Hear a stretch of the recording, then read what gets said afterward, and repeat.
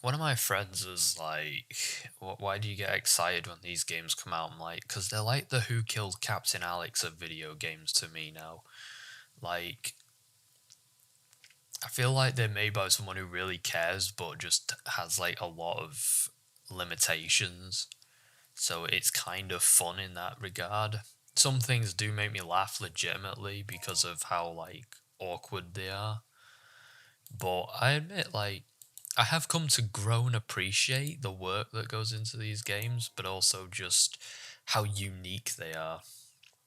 And Zombie Rampage wasn't too bad, so I mean, like, they're getting better with each one, I have to admit. Affects enemy weapon damage. I'm gonna Have play an it on enemy pussy that difficulty rises because I above 1 suck. during the entire playthrough of the campaign. If you die, your entire progress will be reset.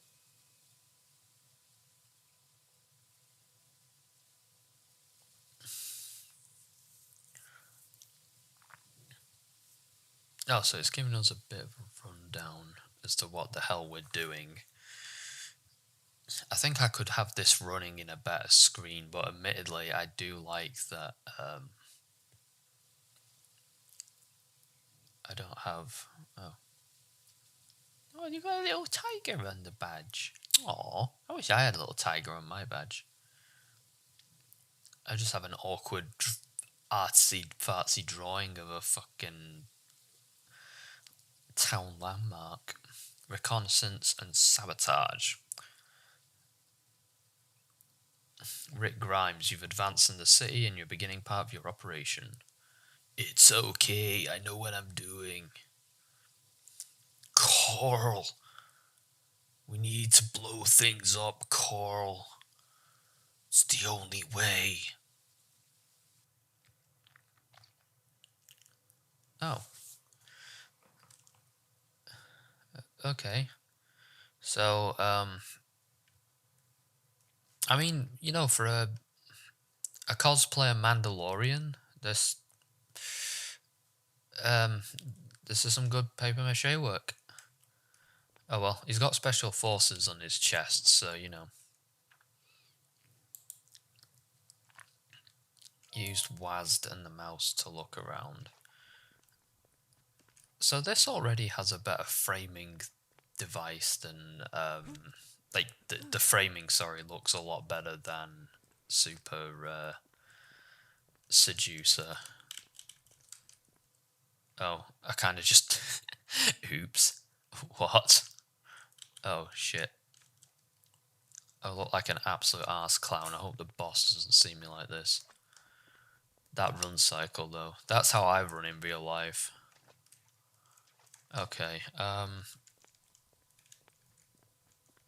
just trying to remember the fucking controls.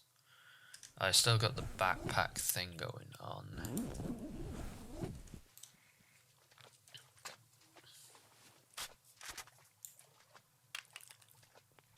Oh, so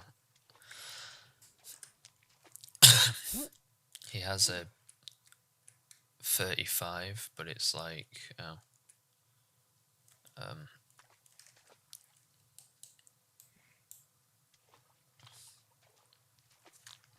was wondering if there was like a first or third person change, but keep red blue. What does that do? Alright, okay. I guess I'm on the red team now, blue team now. Go Blues.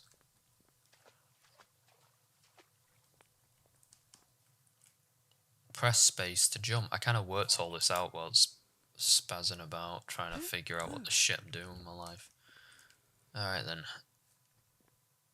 So this actually looks good, like, compared to Super Seducer, because it actually had, like, not only the textures look a lot better, but the environments look more like real environments, whereas Super Seducer had a real problem with just things not really looking like a real world that could exist.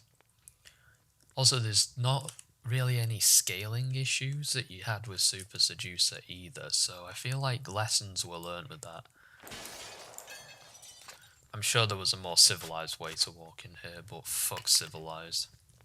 Society blows. Press F to open doors. Okay. Oh, I thought it wanted me to do something with that switch.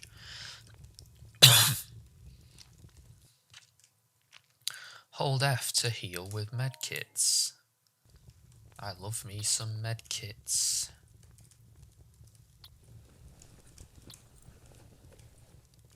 Oh, and the actual picking things up animation is not 12 years long anymore, which I also appreciate. Press Alt to crouch.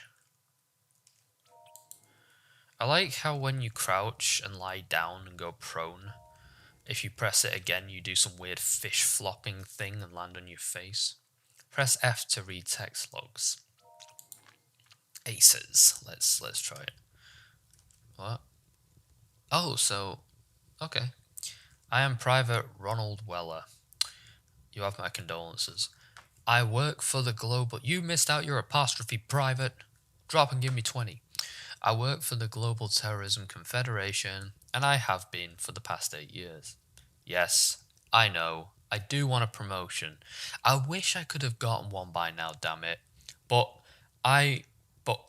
what I'm profoundly concerned about is IMS Colonel Sebastian Garrett joining the GTC. And having a very high rank straight away, being in charge of people who, like me. I don't know him and I don't trust him and I don't care about him and I want him gone. He's most probably a spy for the irritable bowel syndromes, a double agent. I'll report my concerns to my superior about Sebastian. Out. Okay.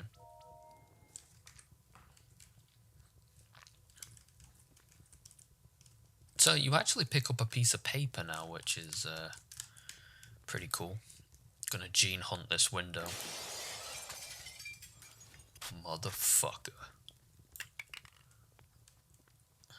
I love that in Ashes to Ashes when he can't get in the fucking building. He just pulls out his revolver and shoots it.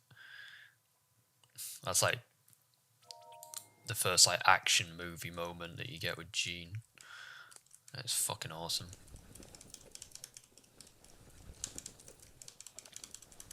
I need some bullets so that I can open more windows. Alright then. Yeah, that's another thing that I like. There's not as much to interact with. Like, one of the complaints that we kind of butted heads on was like, he was like, oh, well, you interact with everything. And I'm like, yeah, but you put so much to interact with. How can I not? You know, like, there was money on every surface in part 1. In Super Seducer, and he was like, why do you have to walk around picking up all the money? I'm like, because it's free money. It shouldn't take you half an hour. And I'm like, yeah, well, it did because I wanted the money.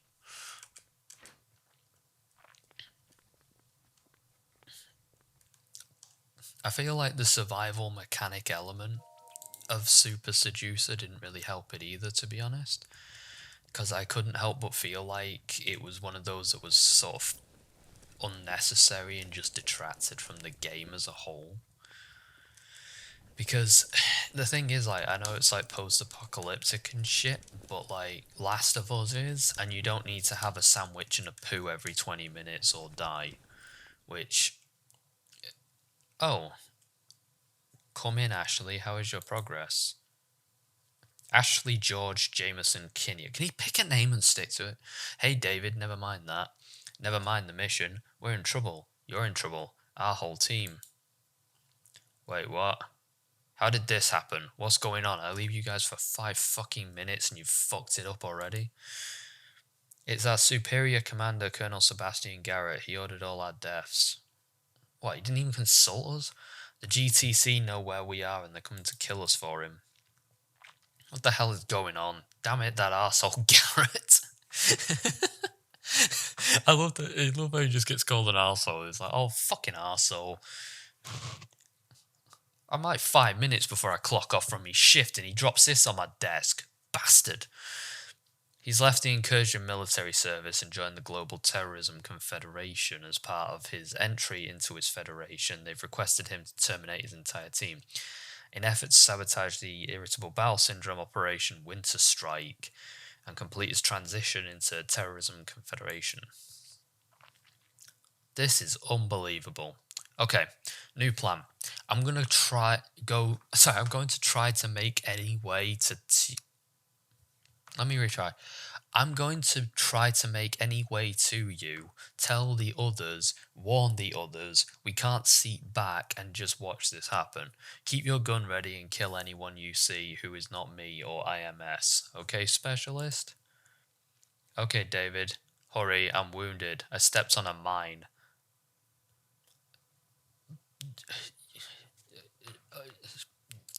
You're completely useless letdown.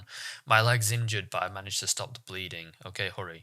When you say your leg's injured after stepping on a mine, how much of it do you have left? Like, I don't know, did you just get some shrapnel in your shin, or did you lose right up to your fucking thigh? Picked up a key for the door. Yeah, I know. Thanks. Thank you. Thanks. Who's left all these cables lying around? Have you ever heard of a fucking cable tidy? Oh, pick up a key. Picked up a key for the door. If you press P, that's the big clip button and it moves you forward. Because it's all P in it. Is it P she always, like... I've not watched any of that shit for a while, but it just made me laugh. Oh! I like how I just had my hands resting against the door. Authorized personnel only. What's in this room? I don't know. I don't really care.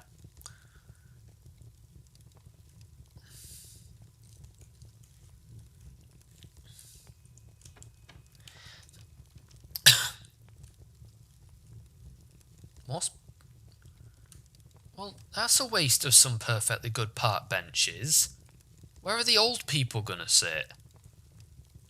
Oh, I've never seen one with 4-seaters on before. And I'll never see one again because some fucker burnt it. Right, that's my motivation to kill these guys. Fucking terroristas fucking burning all the good benches. Grandma now has to stand up all day because of these crapheads. What are these weird shapes on the floor? Whose kid just left their building blocks everywhere? First they come for the elderlies, and then they come for the toddlers. Oh. Oi!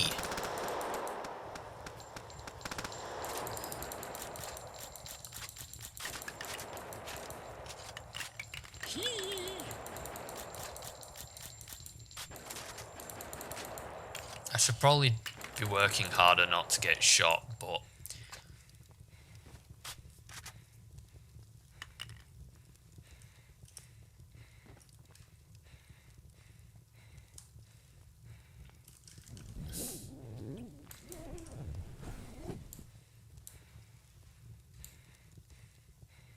Oh, so the medkit isn't that weird circular thing anymore.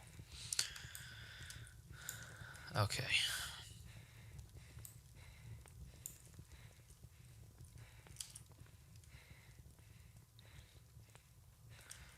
Alert, alert. El Alamito. Ha, his head's gone.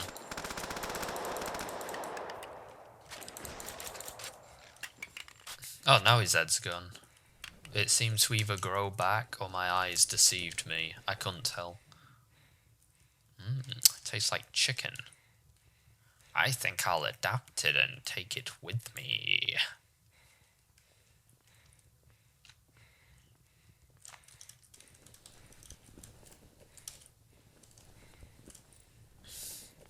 I did actually take a severed head and carried it around with me in D&D.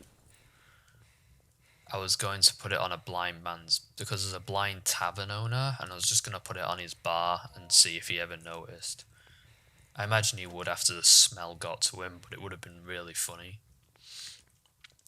He just sits there for months with it just rotting by his side and nobody fucking questions it because they just think it's part of the decorum.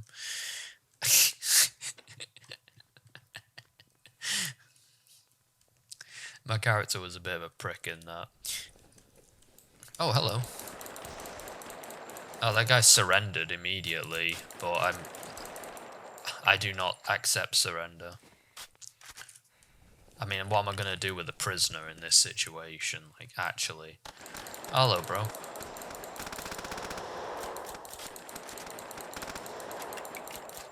Surrender and die.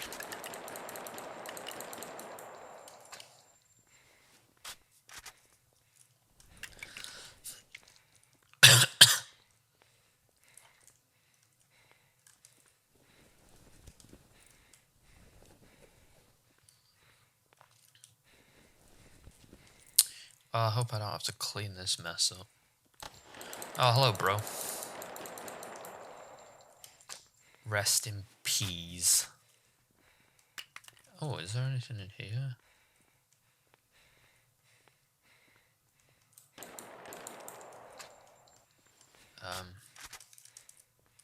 Can I, like, push this, or...?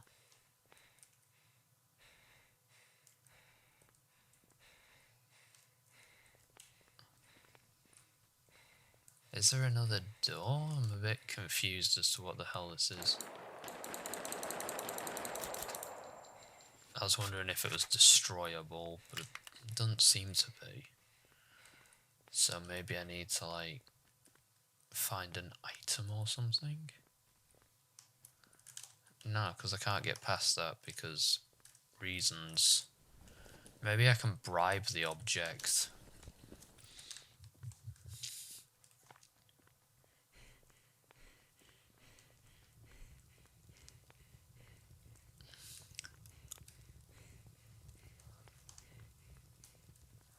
Shut the door. Oh, I hope these aren't fucking radioactive. They better fucking not be. I'm going to be really angry if they are, and I've got fucking testicular cancer because I was jumping around next to a bloody pile of boxes.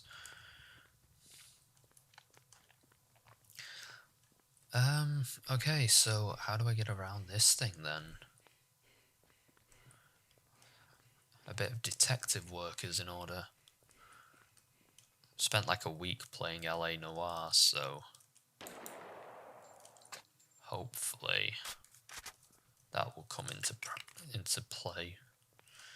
Oh, I see, so I could only push it from one direction. Okay. I mean, it's a bit arbitrary, but at least there's a thing. Would have been nice, because this is like a new mechanic, so it would have been kind of nice if there was a heads up that that was an option. I know that it did say I could interact with things, but I never interacted with one of those before.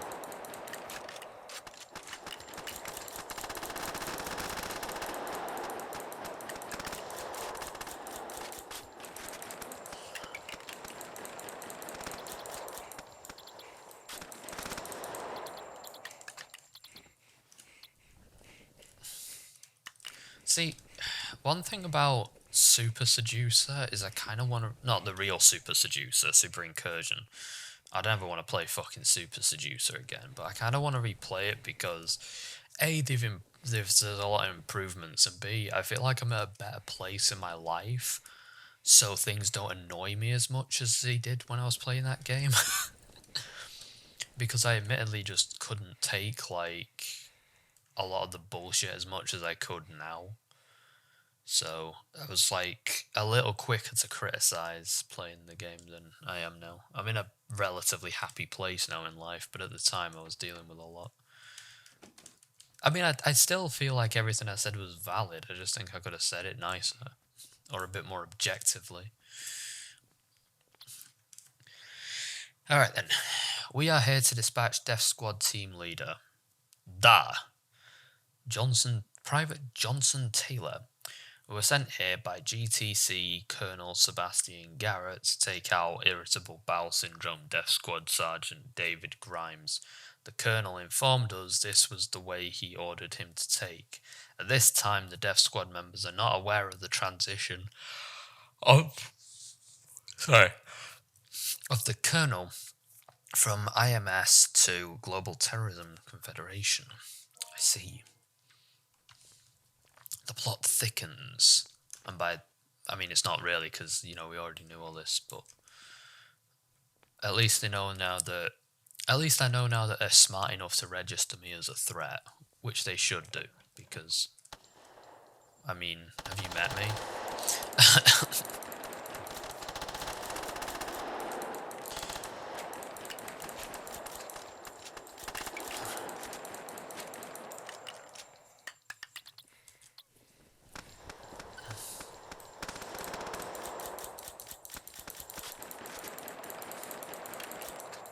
Yeah, she's pretty dead. Yo, I kind of want to join this terrorism organization, because this seems to be where all the women are. Like, I don't think I'm ever gonna get a date in fucking irritable bowel syndrome company or whatever it's called. I know the women all look like death, but, you know, I'll take it at this point. I mean, I'm so ugly I have to wear this Django Fett helmet that my nephew made, so...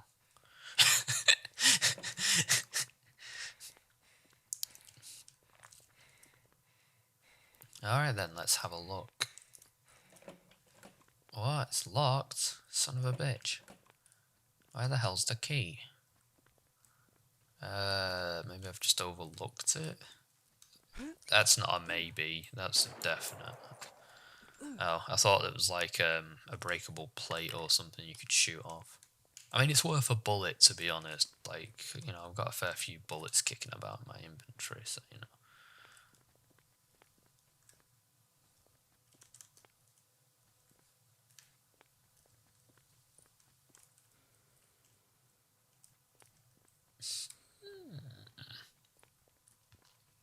Oh, I didn't even... Right, okay, never mind. I'm an idiot. That's the actual issue here. I'm an idiot. Right. What in fuck's name is... Oh, it's a puddle. I thought it was some sort of swimming pool. Plop, plop, plop, plop, plop, plop, plop. Security checkpoint. Can I save the game just to make sure that... Oh, or does it also save? I think it auto-saves. It better auto-save. Oh wow, I can recreate my favourite Beatles album. That's a lie. I don't know what album it even is. I don't even have a favourite Beatles album. I'm a fraud. I'm a phony.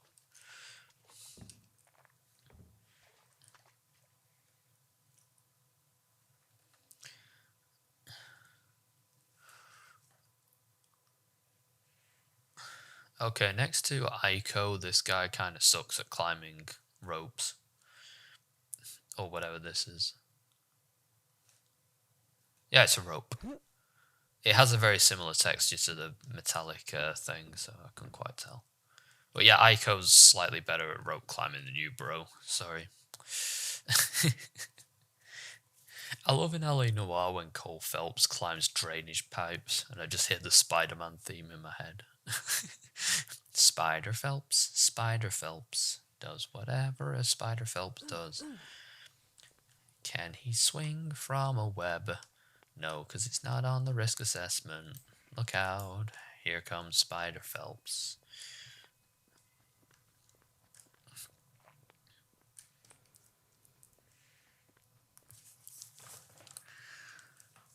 Plod, plod, plod, plod, plod, plod, plod, plod, ploddity plod. I really want a game where I play as Corporal Jason McGregor so I can just swear a lot and punch people. Keep your ID card visible. Oh, it's like being at work again. Push, push, push, push, push, push, push, push, push, push, push. Pushy power. There we go. What does that say? Authorized personnel entry only. I'm authorized. I have a gun. So that means I'm in charge. So yeah, the fire extinguishers aren't comedically huge anymore, which I appreciate. Oh, somebody left a book on the floor. Hey, Lindsay, I'm fearing for my life. Major Nikolai Patrikov. Oh, this is Captain James Grayson. Recipient, Lieutenant Mandy Lindsay. Base, and I don't think I'll make it back alive. It's too dangerous and I'm forced to go. Damn, I can't believe I'm going down like this. I thought I'd live forever. I thought I'd reach 80 years old, but I'm dying very soon, and I'm only 35 years old. I mean, really, like, living to 80 sounds good on those stupid forms and shit when you fill them in, but in actuality, it's pretty shit, so you got off lucky, mate. Oh, I'm just gonna check. I'm paranoid as fuck after my ICO recording where I had no fucking sound. Admittedly, I don't think I'd redo this if I had no sound. I'd just upload it without sound and just tell people to deal with it. Major Patrikov. There's another irritable bowel syndrome operation. Winter strike team we have to kill besides the Death Squad. I like that they're called the Death Squad. And the specialized force, full of the specialized need kids. There's another unit called Intelligence Corps. They are based in the Advanced City Irritable Bowel Syndrome base. We have to deploy a division to go take care of them, destroy them, end them. And then he just adds like another 54 similes, and the guy just scrunches up the paper like, yeah, I fucking get it, bro. You want them gone, I get it. I know you took English lit, and I know that you're not very, like... you're not really making the most out of your qualification, but that's not my problem. You don't need to fucking put a million similes at the end of every fucking letter to establish that. Twat. Yes, well, you know what? Fuck you, Nikolai. Well, fuck you too, bro. Power has been restored.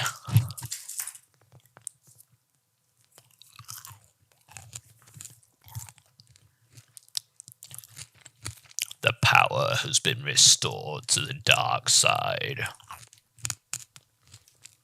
So I'm eating Toblerone because I'm hungry. Sue me, I don't care. Right. What's in here?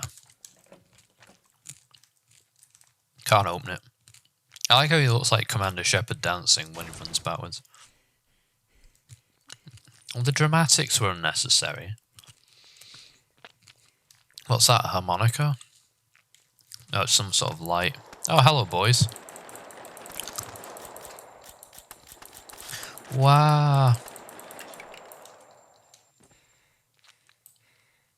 Oh, hello, lady. Have you thought of complaining to management that you have to wear a skirt on a military operation? Because I would. It's not very good at all. Like...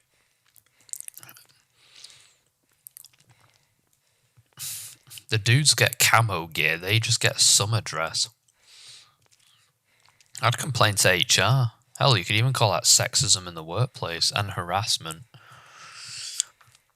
Operation Winter Strike mission. It seems that high-ranking IBS official Colonel James Greaves is the advanced at City Airport. We can launch an attack there and capture him, torture him, and he'll give us some more intel on sensitive topics and their plans for operation. What I've also heard is that Irritable Bowel Syndrome Specialist, Death Squad, and Intelligence Corps teams have all arrived here in the Advanced City. The whole party is here. Well, you better bring some fucking Pringles then. P. Oh, that's not the door. Okay. It's Big P, yo.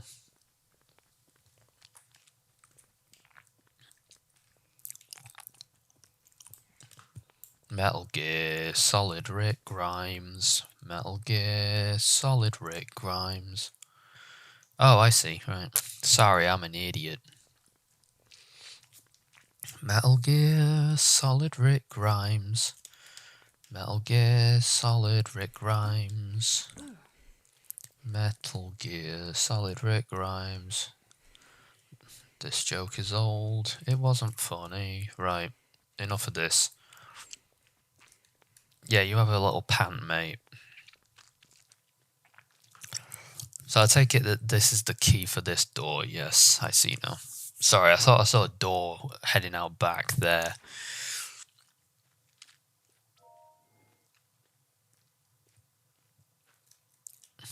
Spider Grimes does whatever a Spider Grimes does. Can he save his wife and kids? Hopefully so. Stupid prick. Look out, here comes Spider Grimes.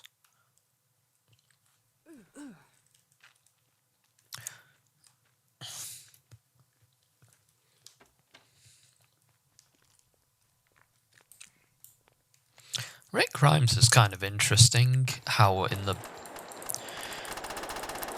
like the TV show, actually I'm just going to focus on killing these people before I go on my tangent.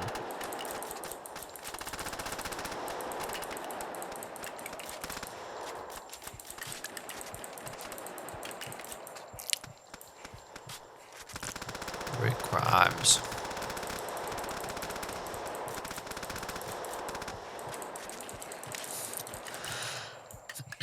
There we go. Yeah, so on the TV show, he starts as a better person, but like he slowly becomes a worse person throughout the series. Whereas in the book, he kind of has like a meaner streak about him in the earlier like books, where he admits he doesn't care about anyone, but like his own people. And then in the later books, he kind of seems to care a lot more for his friends and stuff rather than just his immediate family. Like he starts to see them all as his own immediate family. Whereas in the show, he becomes like kind of an asshole in during like the whole Negan arc and stuff.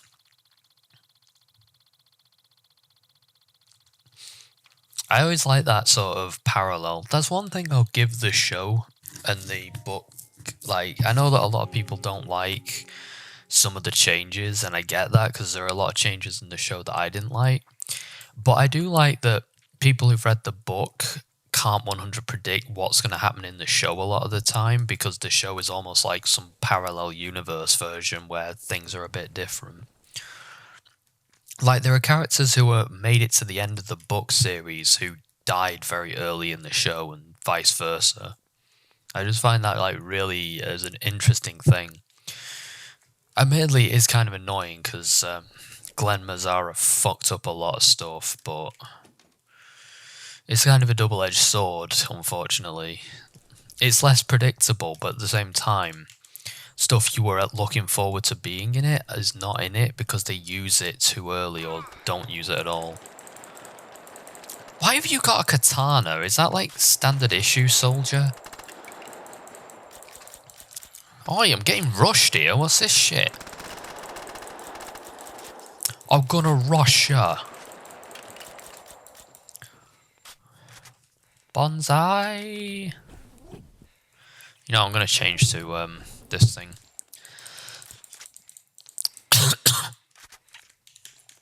Hold on, do you mind just letting me reload?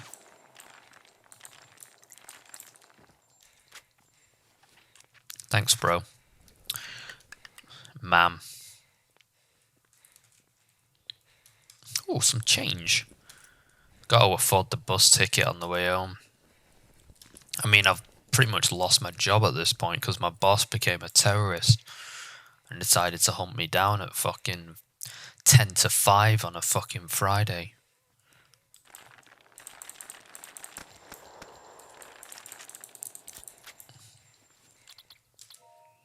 Sweet.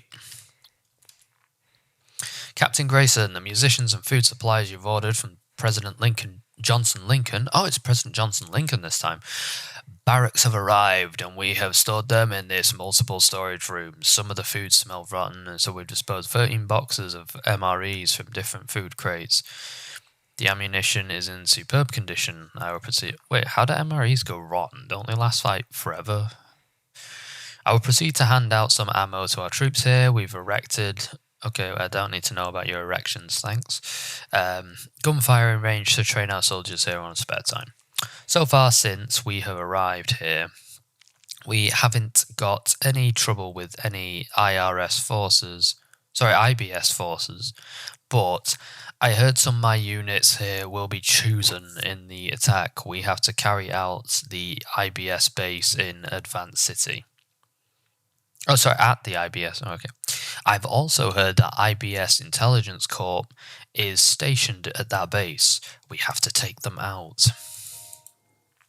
Oh. What's this other gun? The GC3. Is it any good? It's burst fire. That might work out better for me. Oh, I'm getting like light stomach cramps these past few days. I'm not exactly sure why.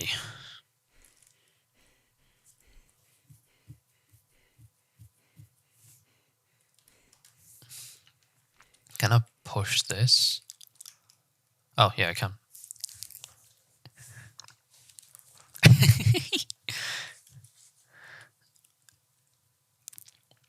I do want to do a dramatic reading of that zombie comic, but I've just not had a slot where I can do it. Well, that's not entirely true. I've just used the slots for other things that I really wanted to do, because I kind of had a bit of a crisis with this channel where I realised there were a lot of games that I wanted to cover when I first started, and I've not covered any of them. So I've sort of wanted to focus more on doing episodes of curiosity's sake, so that I can do more of those.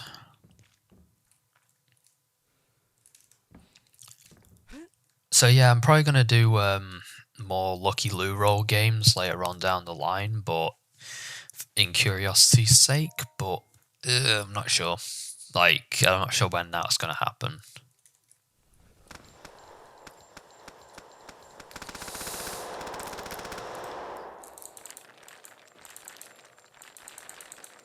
Oh, who's this suit guy? Is he on my side, or?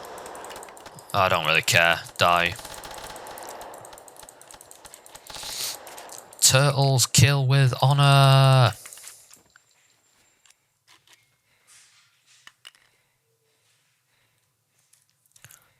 In my tribe, if anybody sees my under my helmet, I'm exiled. Is that like a clan tradition or something? No, I'm just fuck ugly. Oh, okay.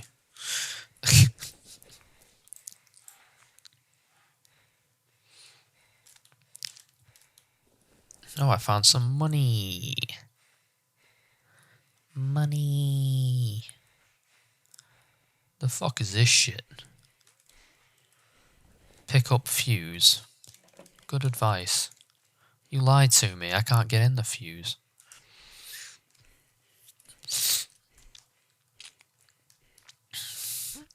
Oh. Now, does this count as glitching to get outside? Yeah, I think it does. You see, that was one of the things. The outside border of the game and Super Seducer, when it first came out, legitimately looked like it was part of the main game, so I couldn't tell. And I wasn't actually trying to glitch it out and find like new areas. I legitimately thought that was the way to go, which is another reason why the game design wasn't so good originally, whereas now I actually can tell that isn't where I'm meant to go, which is a major improvement.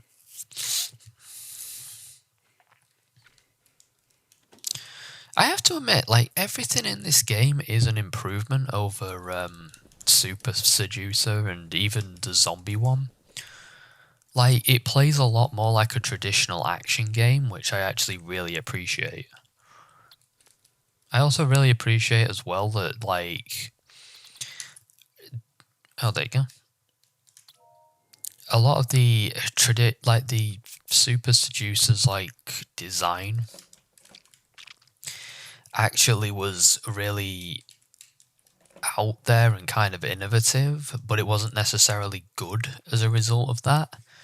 And it's nice that the developer was able to just say, okay, yeah, I need to scale that back a bit. Because I did appreciate the work that went into Super Seducer, it just didn't really pay off in all aspects. And whilst this is a lot more basic, it does feel like a more functional game.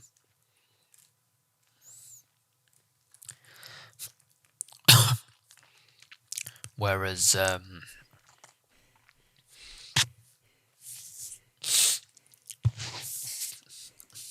don't even know where I was going with the whereas. I was going to say something about the zombie game, but it's gone out of my head because it shouldn't have started with whereas. I hate it when I do that. It does my head in. Alright, I need some ammo. Do you mind? I'm looting. You inconsiderate pricks.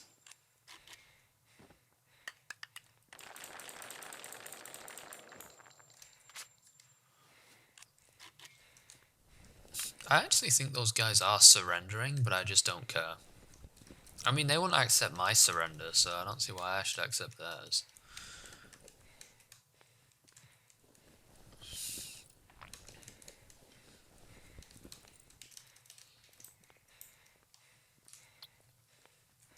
What is honestly going to be the... Oops.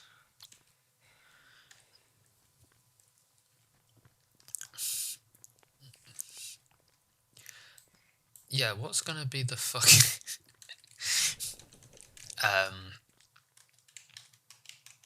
Shit. My mind's gone blank again. This is twice in a row, I'm not happy. Yeah, I want to know what's gonna be the next point that they remaster the fucking Last of Us again. Because almost 10 years ago they released the game. And then a year after that, despite the fact that they insisted they'd never do it, they remastered the game for the PS4, which made sense because it came out at the end of the last generation's... Oh, I have to activate a console. You're not very good at this whole hiding thing, are you?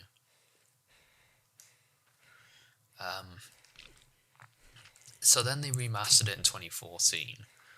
And then in 2022, only 8 years later, they fucking remaster it again.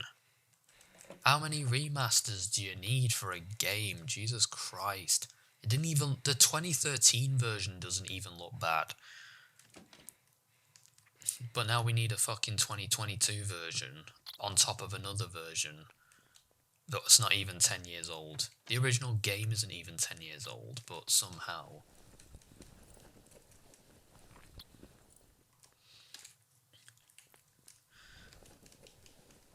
It was kind of refreshing that I met someone who kind of liked...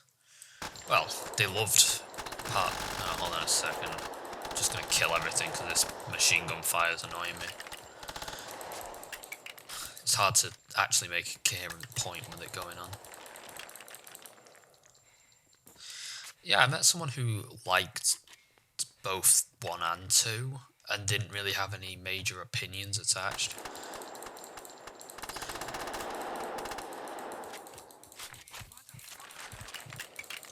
Oi, language. Did you kiss your mother with what's left of that mouth? Because, like, most people I've seen don't really have an opinion on the game, they just have an opinion on people's opinions of the game. I've noticed, like, they attach the politics to it or something. And it's why I didn't really want to have anything to do with the discourse that went on with that game.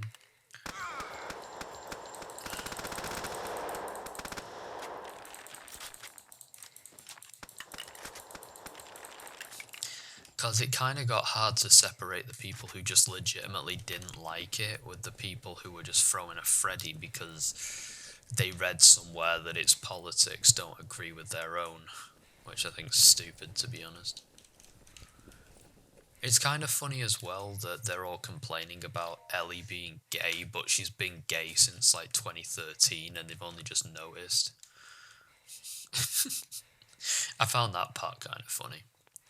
Oh, and then they had to fucking calculate why Abby's diet isn't accurate to how Abby's muscle mass is or something. Like, they just put it on as flavor text in the background, and they're just like, okay, I need to do a mathematical equation to scientifically prove that it's impossible. I'm like, why? It's clear whoever does that kind of shit doesn't put an amazing amount of thought into it. It's just some background detailing. Oh, but you know, the soldier woman who spends her entire life training, exercising, and fighting can't be ripped because obviously, like, all women soldiers have the frame of an anorexic preteen girl, obviously. Obviously. I didn't even think, like, Abby being ripped was even a point of contention. I just figured she was ripped because she's a soldier. Like, I didn't really give it any thought until people started crying about it on the internet.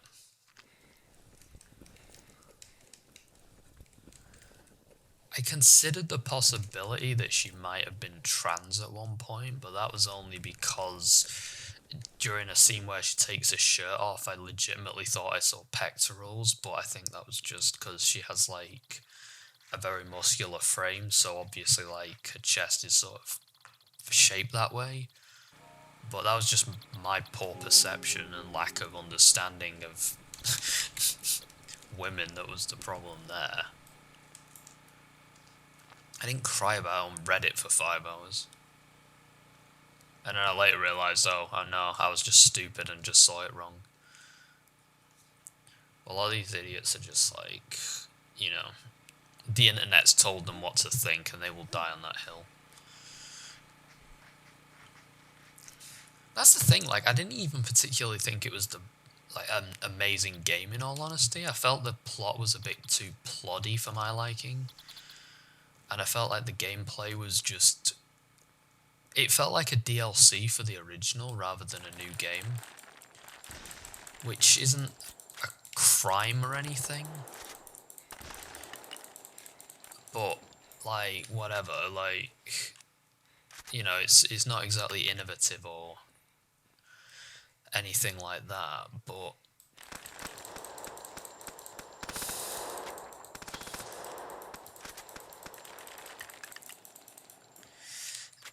Sure, whatever, it's serviceable, it's just the same as the last game. But, like, I didn't especially think much more of it. Like, I don't get these people that experience the worst game they've ever played. Hell, at worst, I'd call it mediocre. I'd say it was above average in my opinion, but I couldn't really see anyone seeing it as worse than mediocre.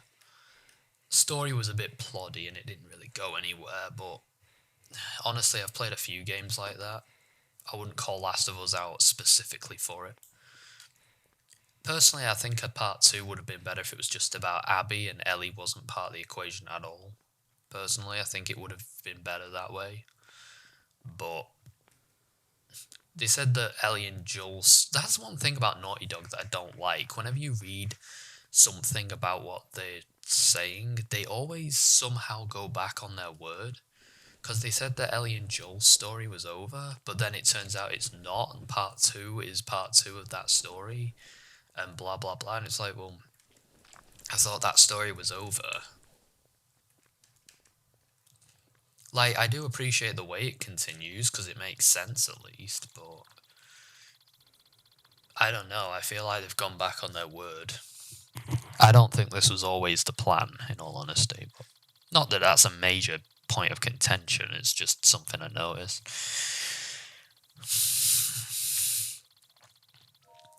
I think my biggest complaint with Last of Us Part 2 was the fact that, like Jim Sterling said, they fucking crammed Part 3 into the very end of the game without any real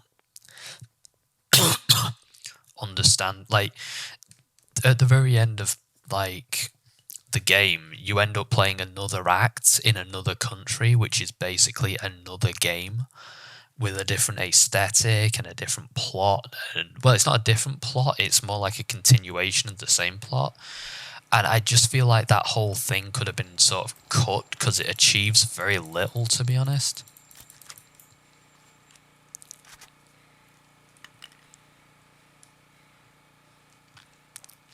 I feel like Last of Us Part 2 is the kind of game that has a lot of money and resources put into it, but the guy who made it is like it's kind of like a Heaven's Gate scenario where they've got more money and resources than sense, so they just do a bunch of dumb shit that nobody wanted.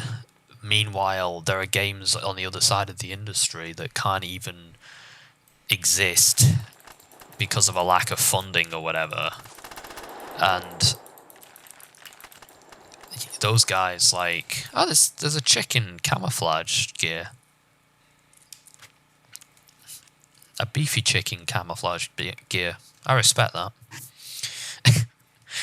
But yeah, there's like on the other side of the industry, you've got all these games that struggle to even get part 1 out. And I know that Naughty Dog have one hell of a pedigree because of the fact they've been around forever, but at the same time, it's like, that means nobody ever questions anything that they do. Except for contrarian dickheads who just basically question everything they do. And it's like, I'm pretty sure Neil Druckmann does not have a single person who will say, Neil, I think this is a bad idea. Ashley, come in, Ashley. I'm about to reach your coordinates. Are you there? Yes, Sergeant, but I'm under attack and I don't think I'm going to win this one. Colonel Sebastian Garrett's forces might kill me. I don't think I'm going to survive this. You better fucking survive it. Ashley, hold on. I'm almost there. I can get there and help you. I'm coming. Okay, hurry. I don't have much longer. If you could just get here quickly, that'd be nice. I'm going to leave the money behind because, Oh. My friend's in danger and I need to save him. I'm assuming it's a he. I honestly don't know.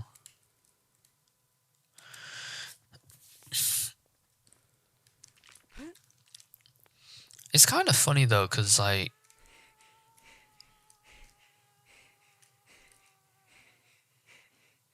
can I ask what the fuck that was and why that happened? Was it some sort of trap that I didn't notice, or death? Of course, I got death in IMS Death Squad. I hate this email app because it fucking keeps showing all my personal shit on my fucking thing, which pisses me off, but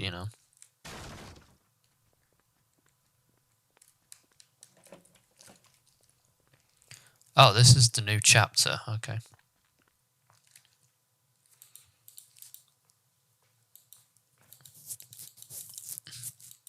It's a bit like Death Stranding.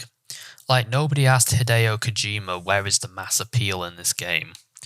And the answer was, there's not really any mass appeal in the game, it's just sort of exists. And it's not even a bad game, but it is very esoteric. Like, it's really not for everyone. Which isn't a problem within itself, but why did I die?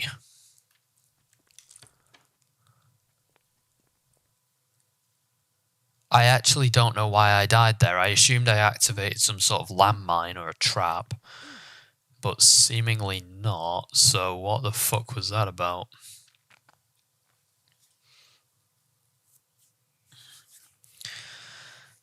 Like, there are a few people like Kojima and Druckmann and like, who's another good example? I don't know. Nobody questions them.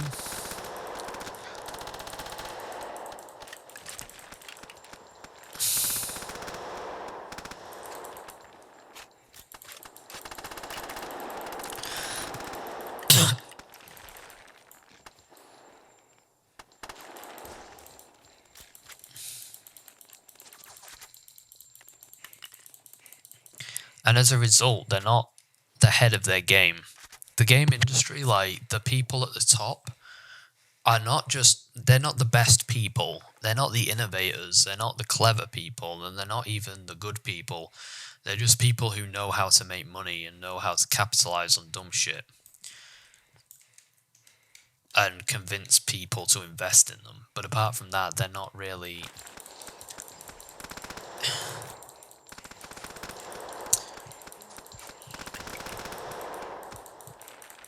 I'll heal up after this, yep.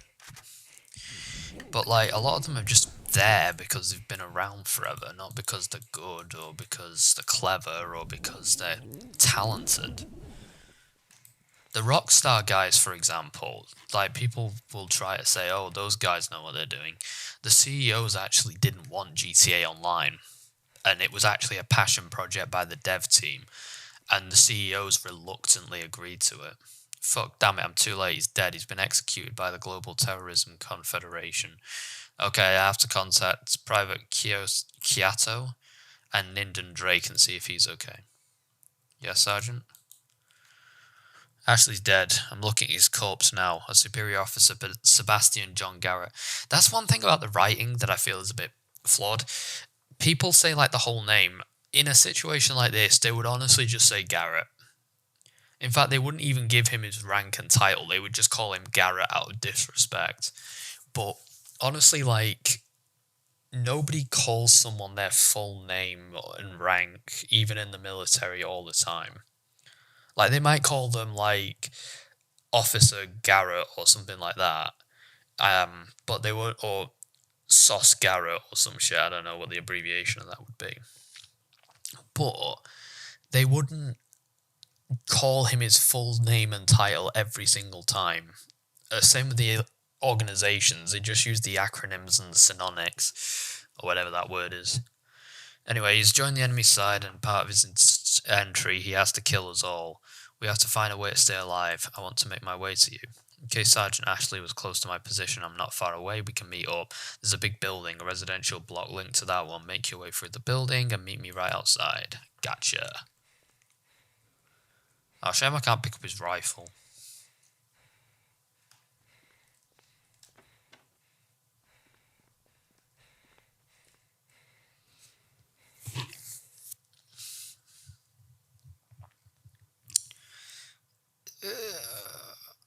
Okay. So I think this is a new chapter.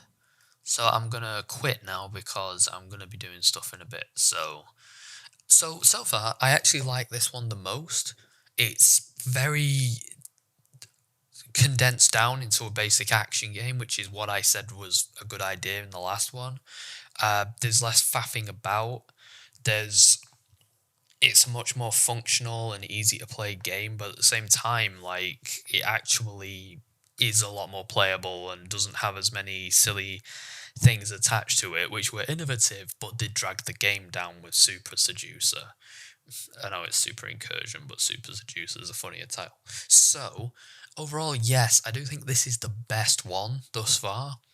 My only sort of things were what I mentioned earlier, but I can't remember what they were because they've slipped from my mind. I'm having an Alzheimer's day today for some reason. I don't quite understand. But anyway, I'm going to call it there. Hopefully my progress is still there when I get back, because I am kind of enjoying this one. So, yeah, I'm about halfway through, so hopefully we can have some fun when we come back.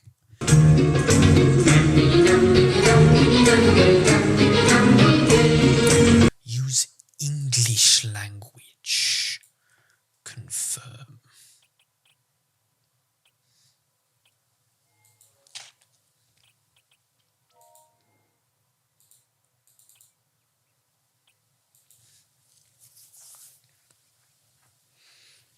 Continue story.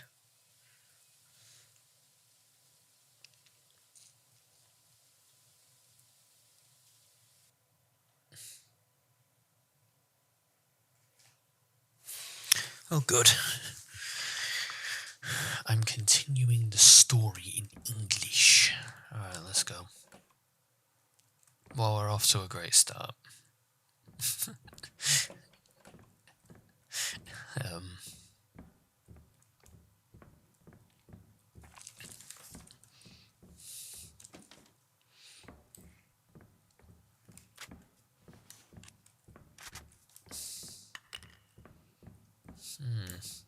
Oh, what's over here? Not much.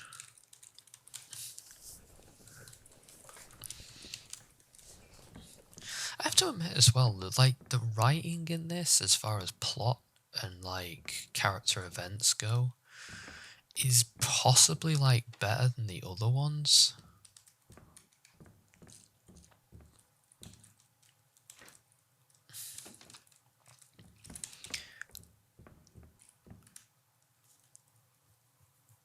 Like, the actual structure of this thing's not been too bad.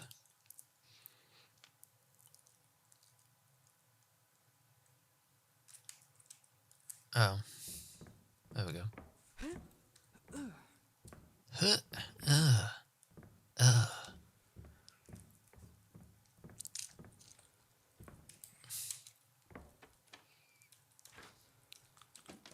Do you mind?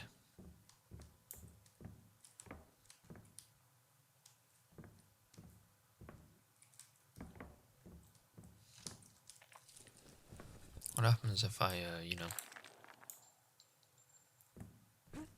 That's freakish.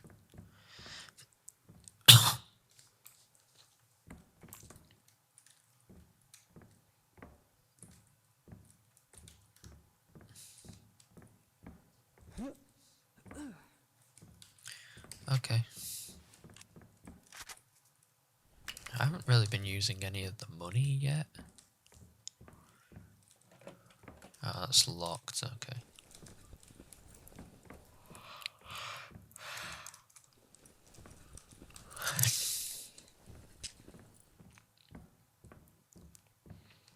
Okay, is there anything I can, like, blow up or blow a hole in?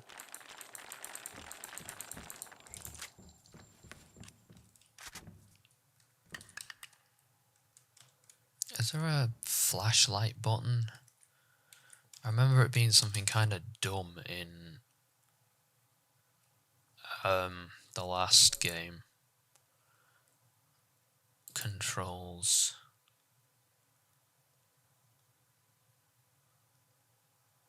Okay, there's no flashlight. Interact, backlit, quick, prone.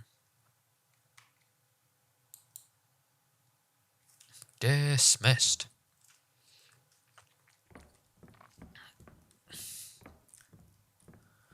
Okay, so the real question is, what now?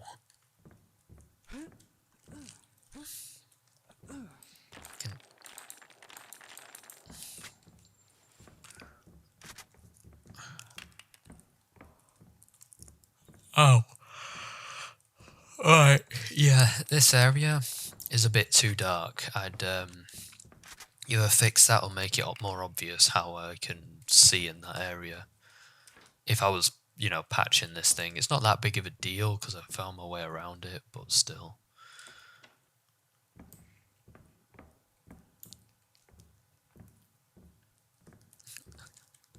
I've had that shit happen in AAA games as well, so I wouldn't exactly get anal about it, but the weapon station is a machine where you spend the money on your stupid shit that you want to blow it all on. Okay.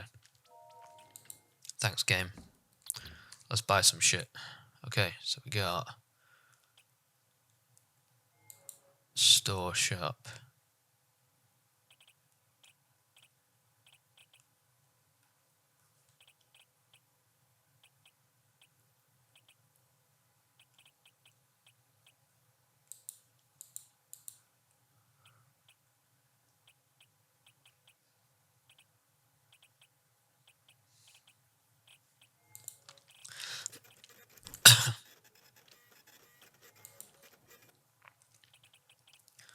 Storage safe.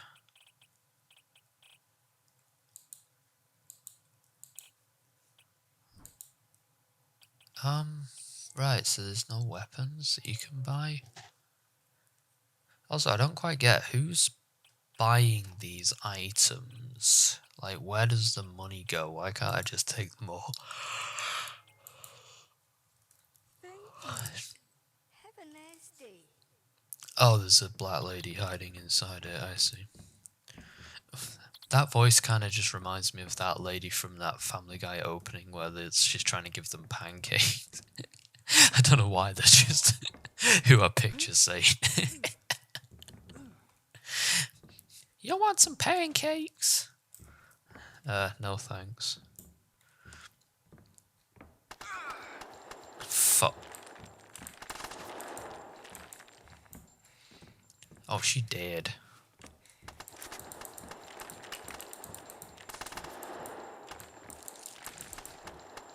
Oh, he dead.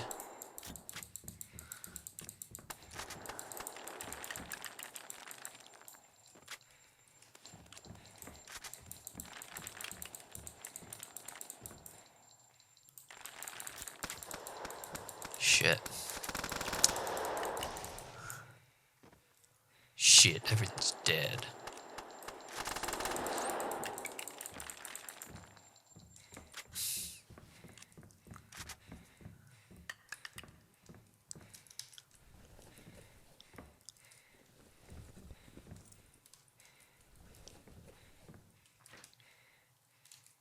Oh, do I have to push it?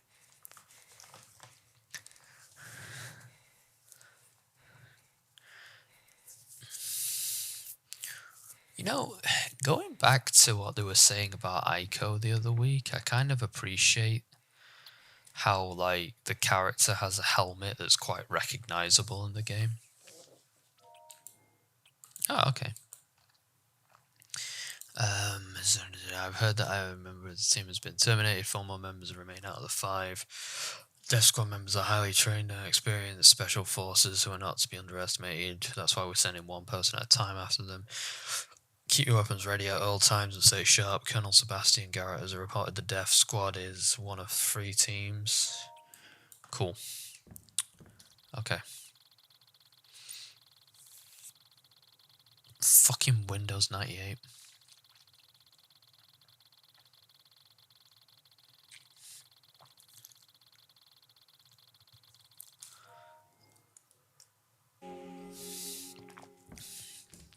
Power has been restored.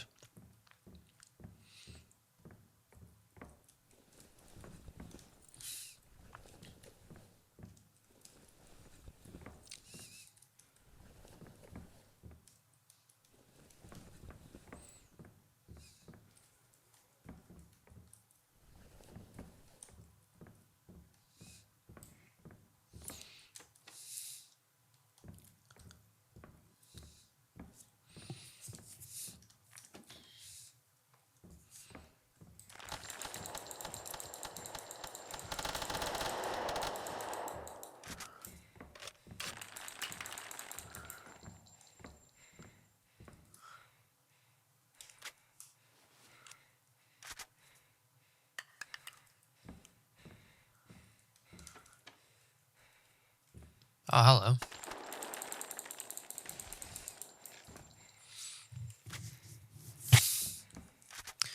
I could be wrong, but I get the feeling that, like, the characters in this what you find are always going to be dead so that you don't have to have friendly AI.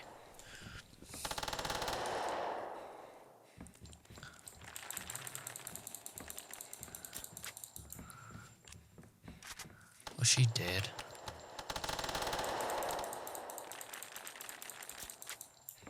Yeah, pretty dead. Right.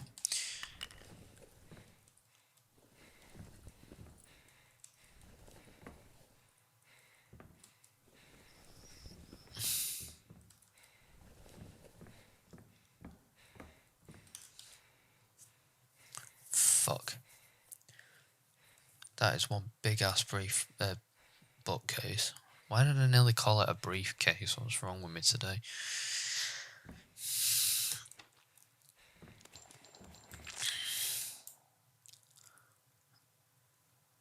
Thanks for the tutorial. I really need to be reminded what a key is. I think the tutorials might reset when you leave and re-enter the game. Sweet. Yeah, P. It's P, bro, innit? We've intercepted Irritable Bowel communications. They've stated that Irritable Bowel Specialized Force team members STG Sergeant Jason and CD Marceline Grimes have reached the Cassini Federal Building and they're killing multiple GTC units. We've deployed reinforcements there to help stop them. Upon capture, they will be detained and will await orders on what to do with them. These two are becoming very problematic and must be dominated. Wait, hold on a minute. John Jason? Marceline Grimes? That's my brother, sister, wife thing. And the main character from the game. Holy fuck. That's like... What? What a twist. I'm hoping that I can finish the whole super seducer thing one day. If I get some time. Don't know how much time I'll need, but apparently it takes about 5 hours to beat the whole game. Apparently.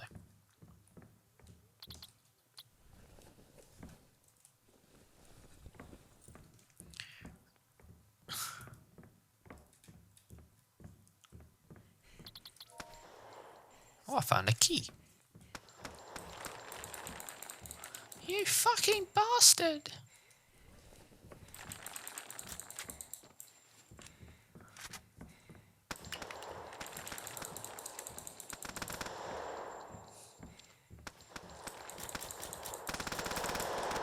Oh, bollocks.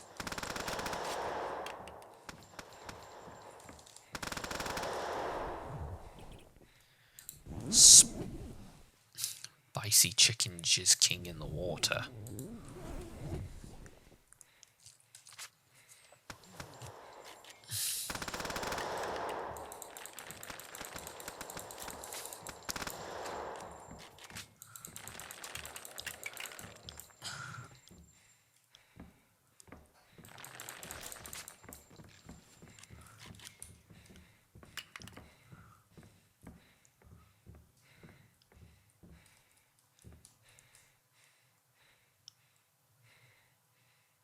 God, this guy's really unfit. He's always panting his fucking lungs out. He sounds like me if I was in the middle of a terrorist insurgency.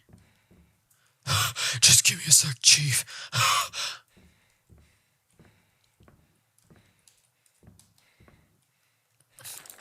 I can't see a fucking thing. I can't see a fucking thing, you fucking piece of shit. I can't see a fucking thing.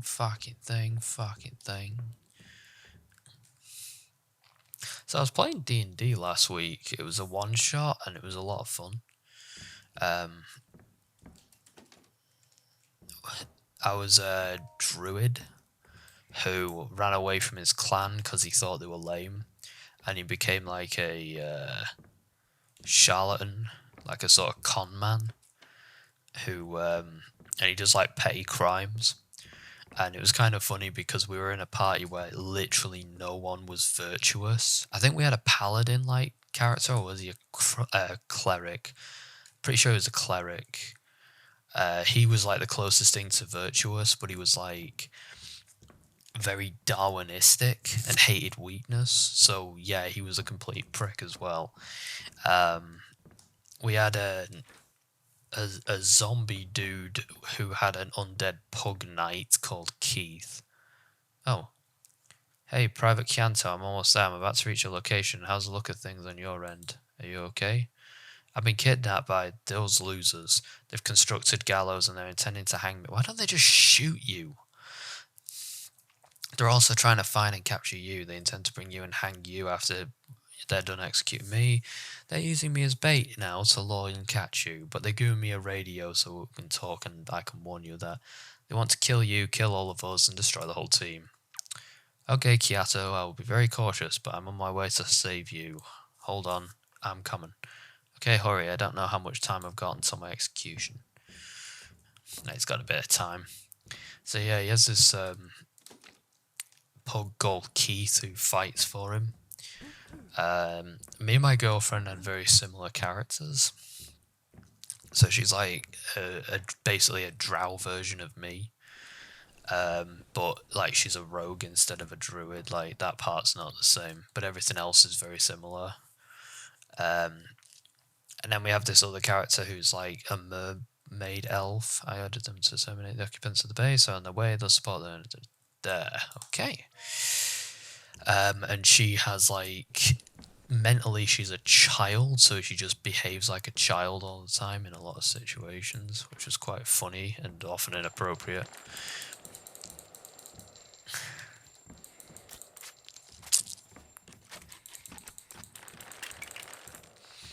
And we had to help these two princes save some miners from a mine.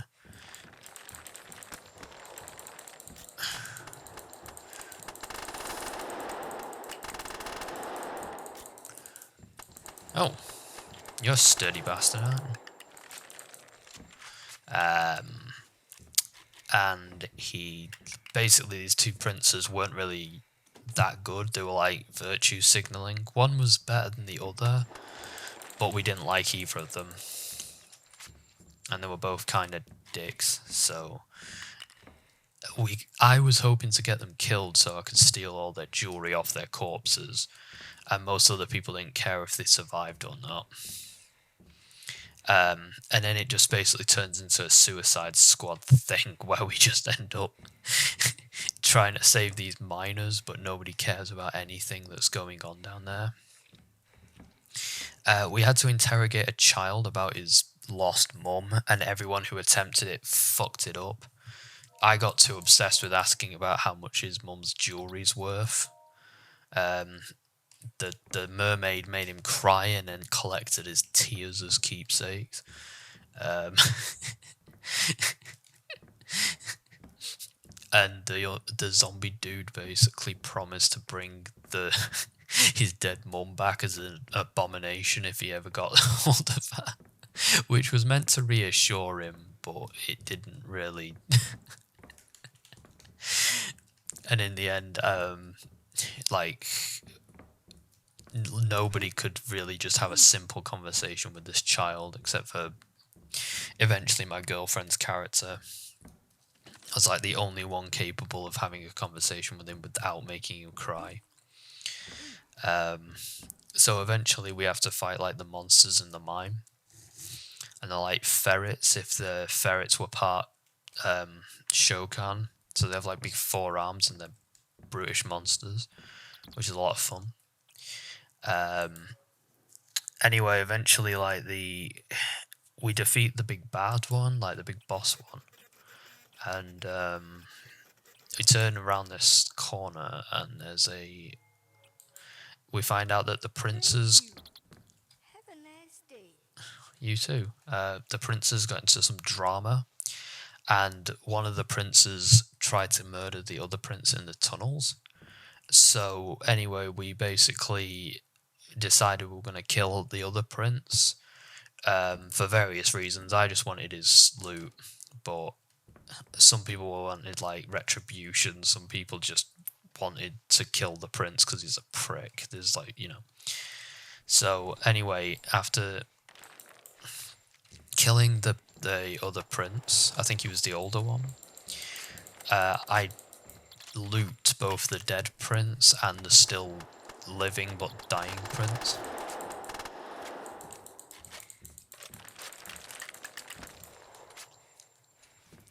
And just help myself to all this stuff. A few people. Do you mind? I'm so fucking rude.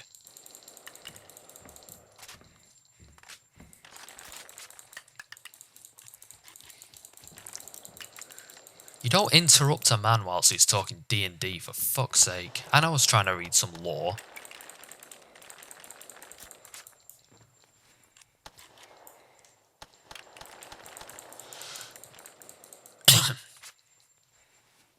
Who's this twat?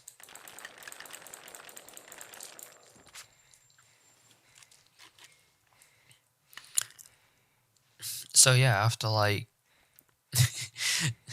after stealing all that guy's stuff, my girlfriend's character decides she wants to save the prince because she thinks like if she's the first person he sees when he wakes up and she convinces him that she saved him, he'll like marry her or something and she can become a queen. So she kidnaps him, this like half dead prince, and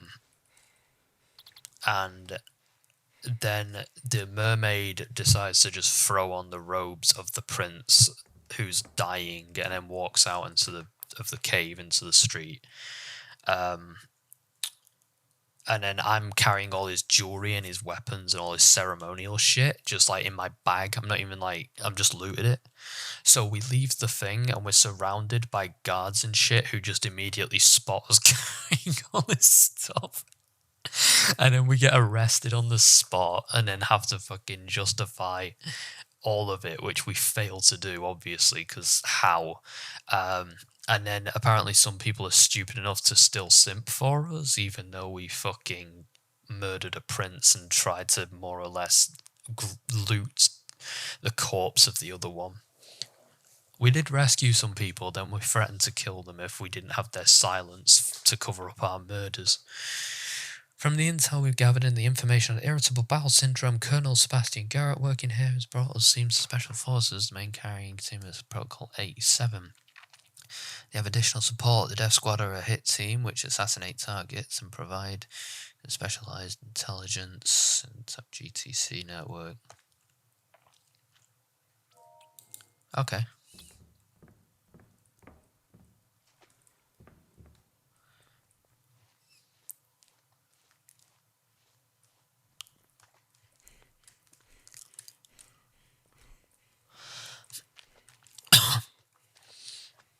So yeah, that was a one-shot campaign I did last week, and it was a lot of fun. The ending was an absolute sideways shit show. Oh look, I wrote this note apparently, or some other dyspraxic cretin. IMS is... Oh no, sorry, Wabu wrote it. IMS is so stupid. They will die for their foolishness. GTC is Grodwing. More guns. Ow. I just put my finger in my eye. Fuck. Fuck. Ow. Growing. More guns, recruits, bombs, and territory. We will destroy them completely. Especially Wushou. Die, Wushou.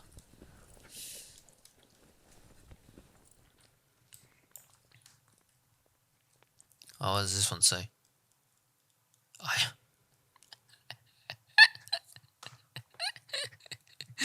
Yes, son. Yeah, I am definitely the one writing these notes, I can tell, because that's the sort of shit I draw when I'm bored.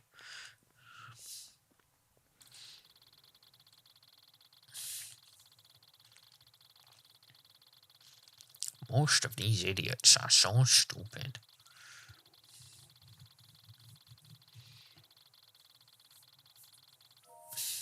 Sweet. Power has been restored.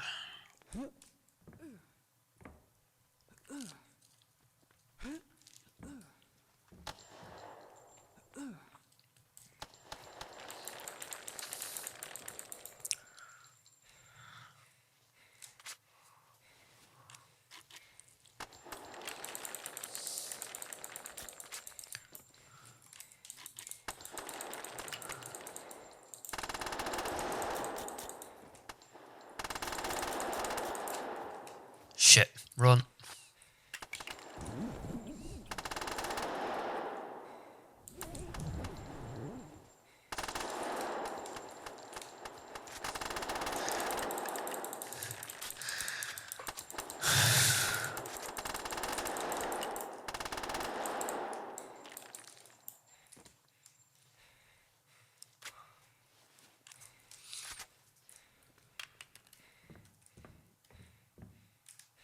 Hey, what the hell's that? Okay, first I'm going to pick up the Molotov. And then I'm going to have a look at what that says. Oh, I've already read this, I think. I might as well have. Same shit.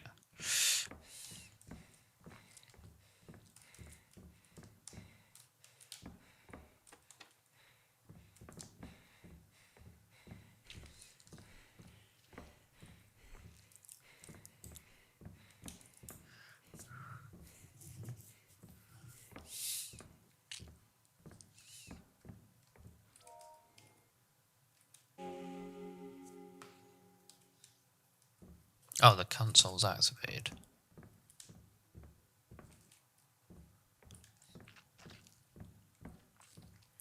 Guys.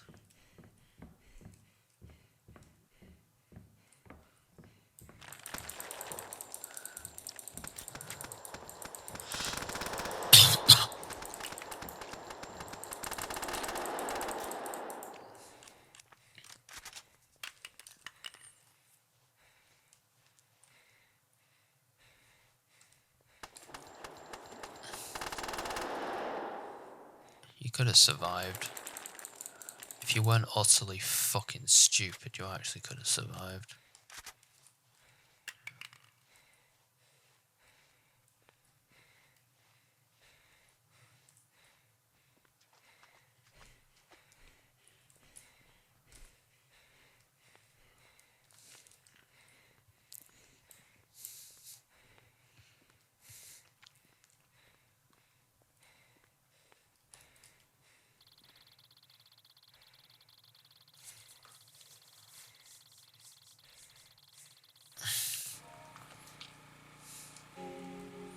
Power has been restored.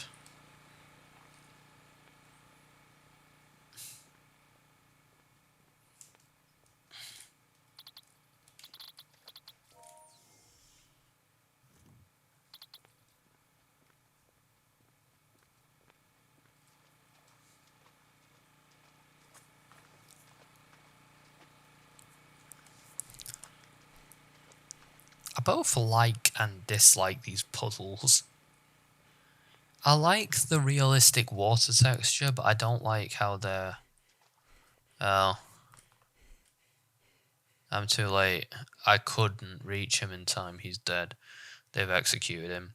I couldn't save him. My whole team is falling apart. This is not how I imagined this mission would play out. Our commander is a traitor. He's joined the enemy side. Fucking snake. 2 of my teammates are dead. The GTC are hunting me down. There's only 3 of us remaining. The situation has gotten bad. Oh, now it's gotten bad. At this rate, I might die too. The GTC might win. Okay, I'm going to try and save the others. I should contact the Operation Winter Strike AMS team and then inform them the situation has gone out of control. Oh. I was hoping I could, like, shoot him down or something. But I guess not. No, I guess he could just hang there, why not? David, I'm sorry, I told them everything I could. They tortured me and even forced me to write this last message to you before they killed me as a warning to you that you cannot save us. The Global Terrorism Confederation has won. The IMS should just give up. They're going to kill us one by one, slowly, that we are fighting a losing battle. No, we're fighting a losing battle, you should give up. You can't save me, I'm about to be hanged. They've constructed gallows, IMS Garrett, and killed. Oh, if not, then hunt down. Sorry, I'm gonna. The IMS should give up. They're gonna kill us one by one slowly. That we are fighting a losing battle and we should give up. You can't save me as I'm about to be hanged. They've constructed gallows, but I hope you can save the others. If not, then hunt down and kill irritable bowel Garrett and kill him. Kill the man who was supposed to be our commander but turned against us. I hope they don't catch you because they intend to hang you here as well. Goodbye, David. Bye, bro.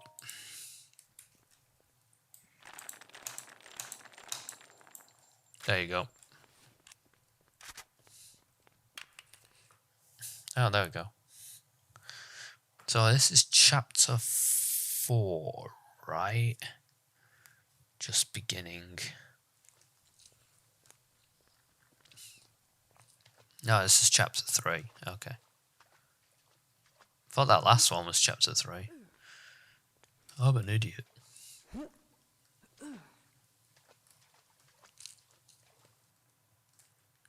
Hello, Private Second Class Davidson Drake. Hello, can you hear me? Yes, Sergeant, go ahead. Drake, I've got some pretty bad news. I'm not sure if anybody else has told you already, but we've lost 2 members. Oh, really? Shit, it's news to me. There's only 3 of us remaining. We've lost Ashley, and we lost Kyato. Oh, shit, bro. Well, I can't believe that, but we've got a serious problem right now. Oh, I was telling him that, sorry. The Global Terrorism Confederation has kidnapped me. Oh, for fuck's sake. Where is it? How do I find you? I'm gonna kill all these bastards. These motherfuckers. They know you're trying to rescue me. They're using me as bait to catch you and kill you. Your life is in serious trouble. You might be dead by the end of this day. I'm willing to risk everything to make sure that my team lives. That's why I'm next in command in this team after that traitor Garrett. So just tell me where you are, and so I can come and get you, and then we can save Private Kozak Jason Wang. Yeah, let's go save our Wang. Who's the other remaining team member? Thanks for reminding me who else works in our group. We've just revealed to me now that they are holding me at the Cassini storage warehouse. They've been listening to this call and they're now intensifying efforts to find and kill Private Wang. You need to hurry. Okie dokie. Okay.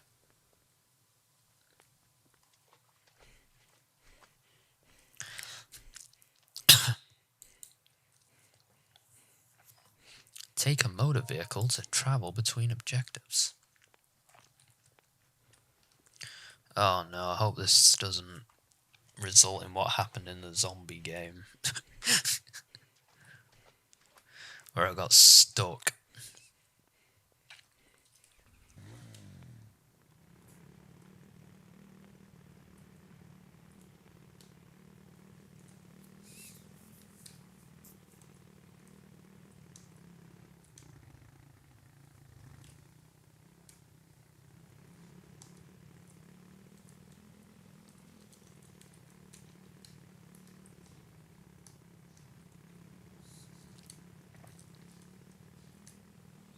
This is the most pedestrian I've driven all week.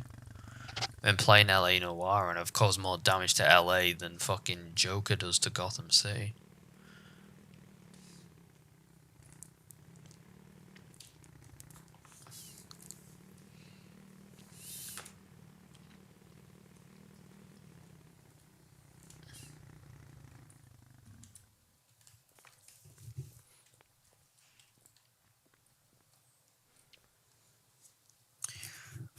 Don't mind if I do. It'd be funny if he was on the other side of this being hung and I was secretly hanging him the whole time. Oh, that's exactly what happened. Shit.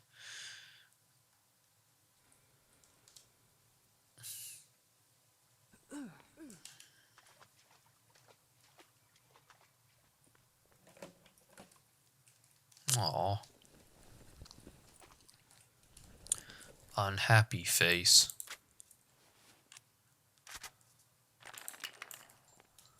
Oh, I guess that's a bit shit.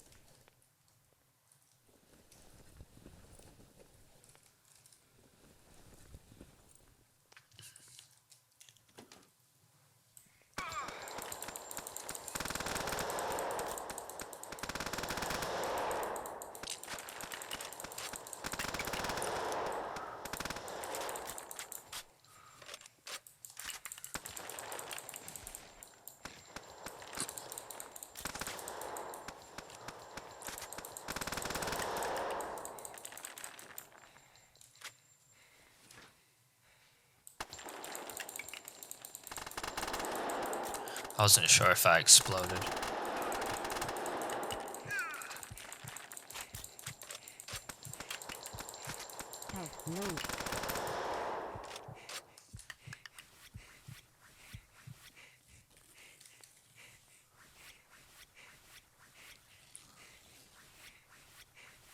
Oh, they've still got the circle thing. It's just if you hold Q for it. Okay.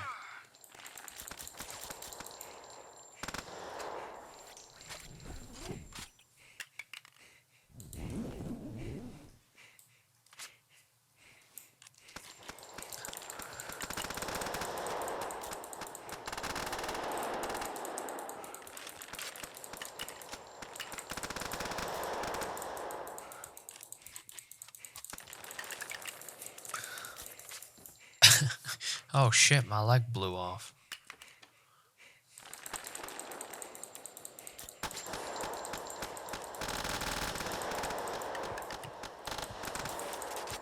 Help, no.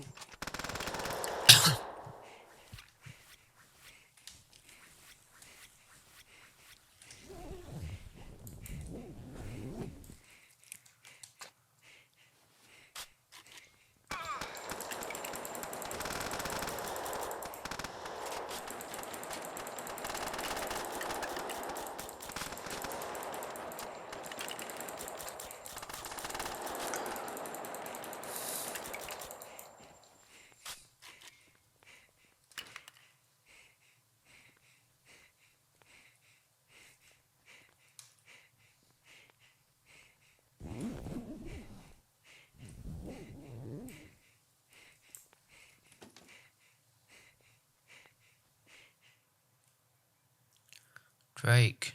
Drake. Where are you? I'm at the location you gave me. David. David, they tortured me. They cut off all my toes on my right foot. I'm bleeding out. You need to help me. Where the fuck are you then? Where did they take you? I'm gonna kill all them motherfuckers. I'm at this warehouse. Come quick. They're about to torture me again. They said they're gonna kill me and they're gonna do it very slowly. I'm gonna kill every last one of these fuckers. Every one of them. Even Colonel Bastard Garrett thing. Sebastian, please hurry. I don't know how much longer I've got. Shut up. I'm angry.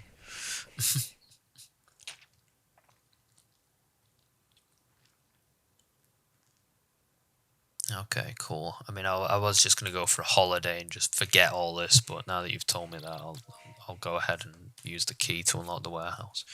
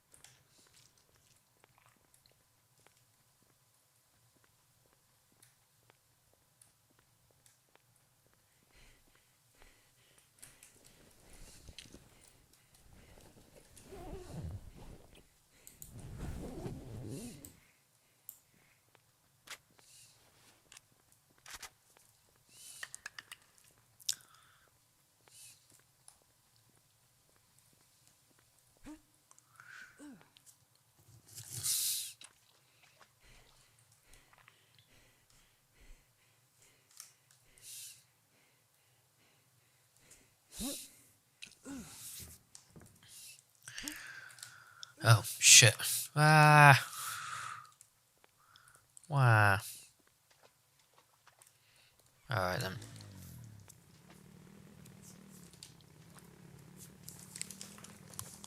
I'm glad someone left me a quad bike here, because otherwise I'd be kind of fucked.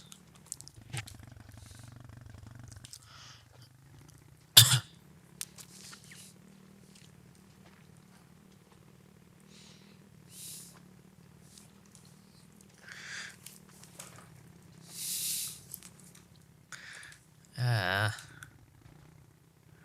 Where am I even going? What are this?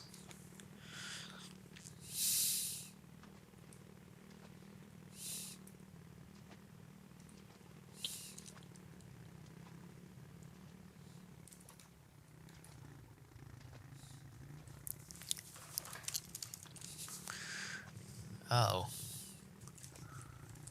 So, is it the other?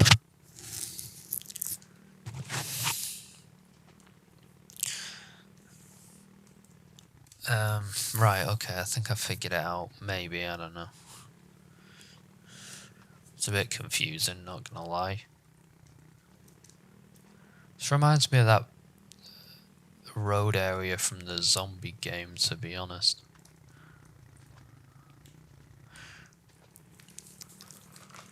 You can't really pick up any speed because like the thing just spins out of control the second you turn a corner.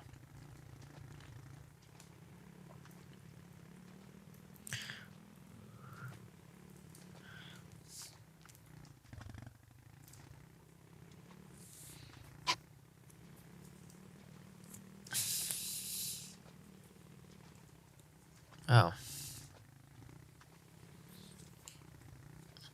Well, isn't this place just a geographical oddity? Everything's fucking 140 meters away.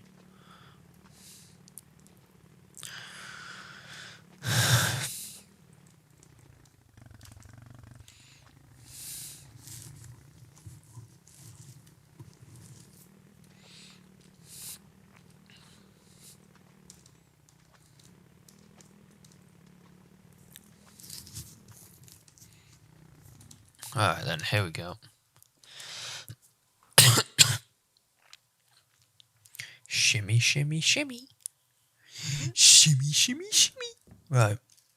Enough of this.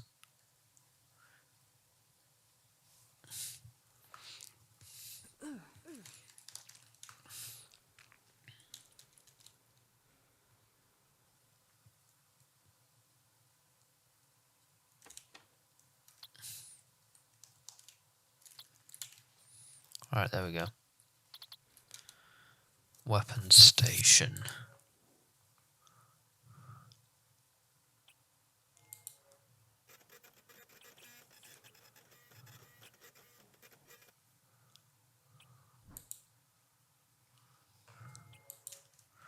Okay, cool. Have a nice day. I mean, you know, several of my friends have just died horribly, but I'll try. You insensitive prick.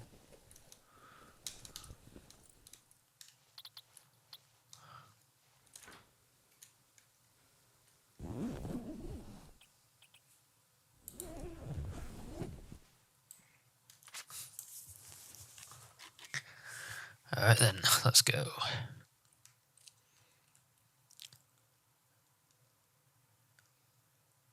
IMS Sergeant John Jason of the It's my boy! Yes, talk, go ahead. Our team here is in a lot of danger. We've got 2 men dead and trying to rescue another one.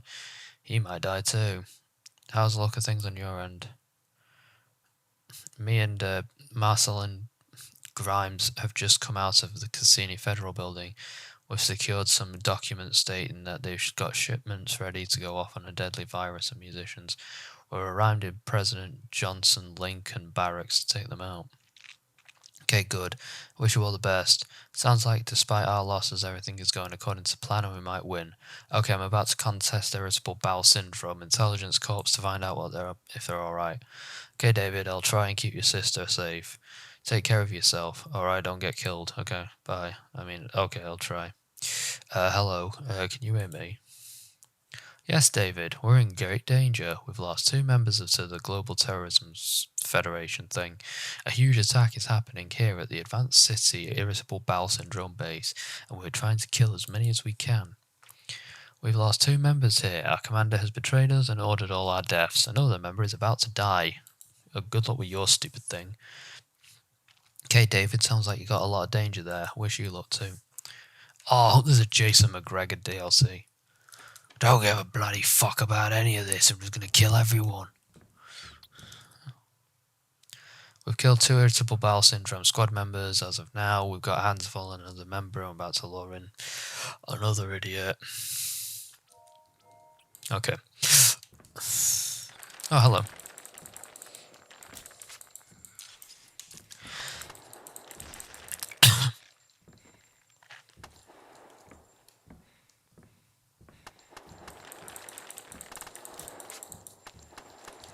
Ah, my leg.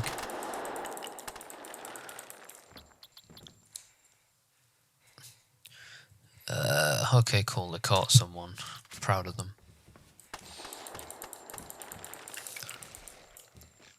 Ah, they've snapped his head off.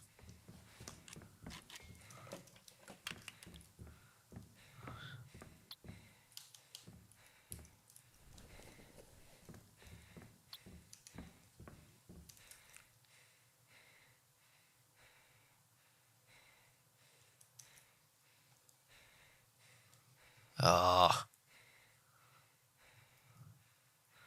Move it, bookshelf.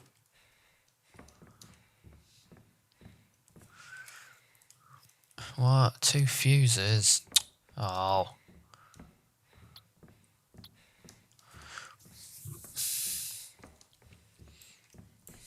But I'm angry now.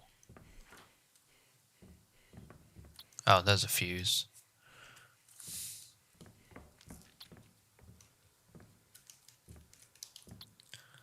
Wait, what did that say about electrical fuse?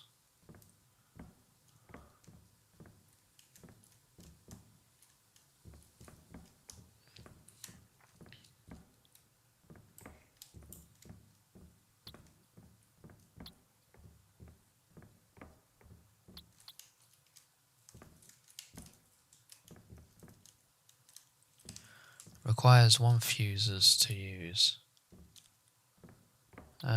Okay.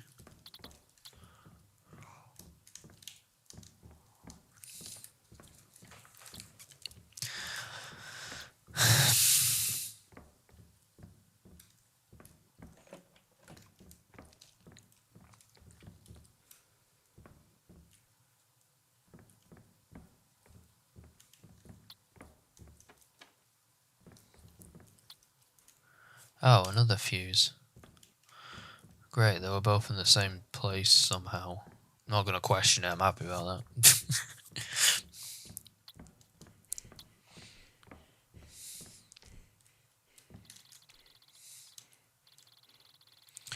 You know what? If I ever get the means, I'll probably go as this guy to Comic-Con. That'd be great. Everyone will just think it's a bad cosplay, but it'll be amazingly accurate.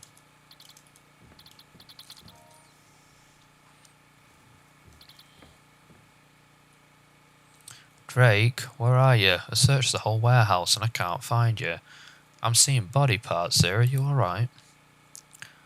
No, David. They amputate both my arms. I'm bleeding out heavily.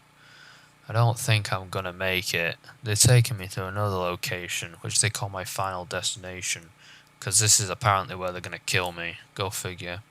Hang on, Drake. Think I still have a chance to save you, if I only can reach you in time, but I don't know if I'll ever be able to stop your bleeding. You can't save him, you stupid fuck. We're gonna kill him. We're gonna do it very slowly. He's gonna die a painful death. You motherfuckers, I'll kill every last one of you. Go to hell. Ha ha ha, you fool. You're crazy.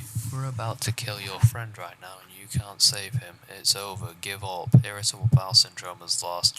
Irritable bowel syndrome has failed. Operation Winter Strike has failed. Irritable bowel syndrome will be destroyed. When you get here, I'm gonna kill you too. Come to 657 residence. Come to your death. Come and die. Okay.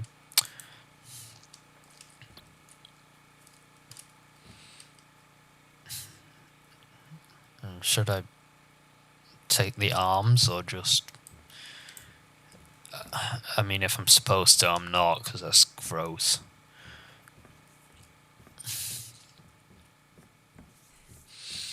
I should take them along with me and then just run up to him and bitch slap him across the face with his own hand. I'm sure he'd appreciate that.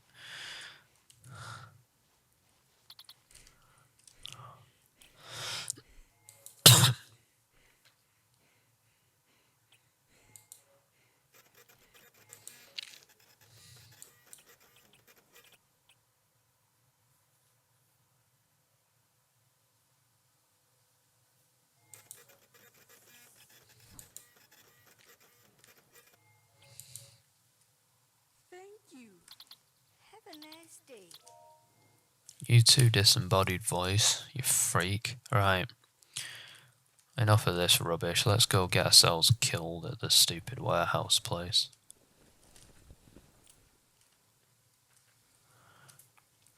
I know there's more money over there, but I can't be arsed.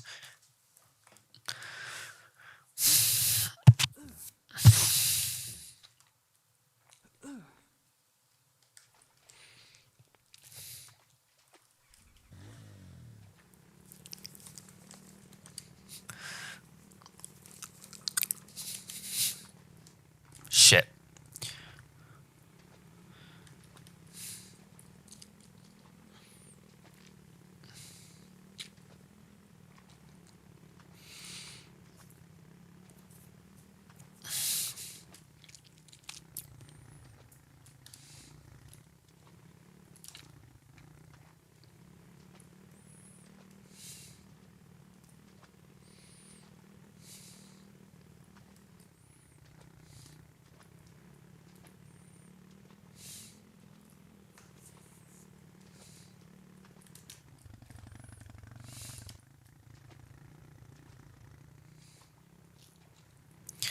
Just gonna pour myself a drink because my throat's all shitty.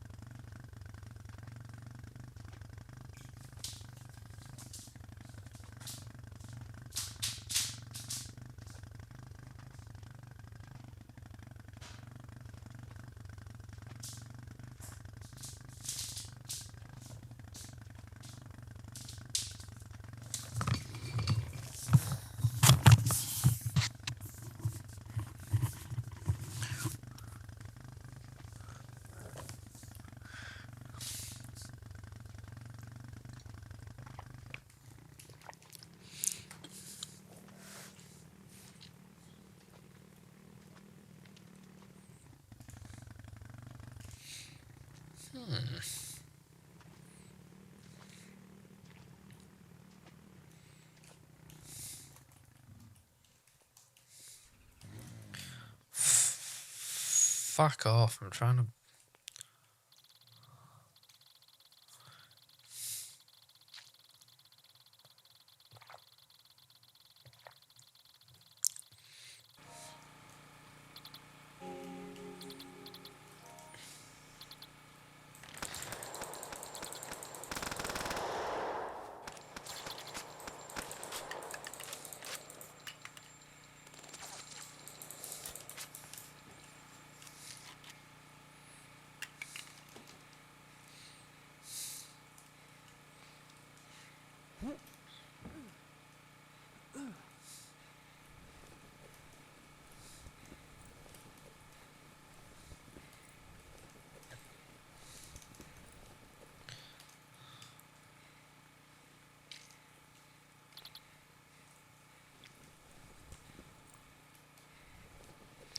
Alright then, let's go save idiot.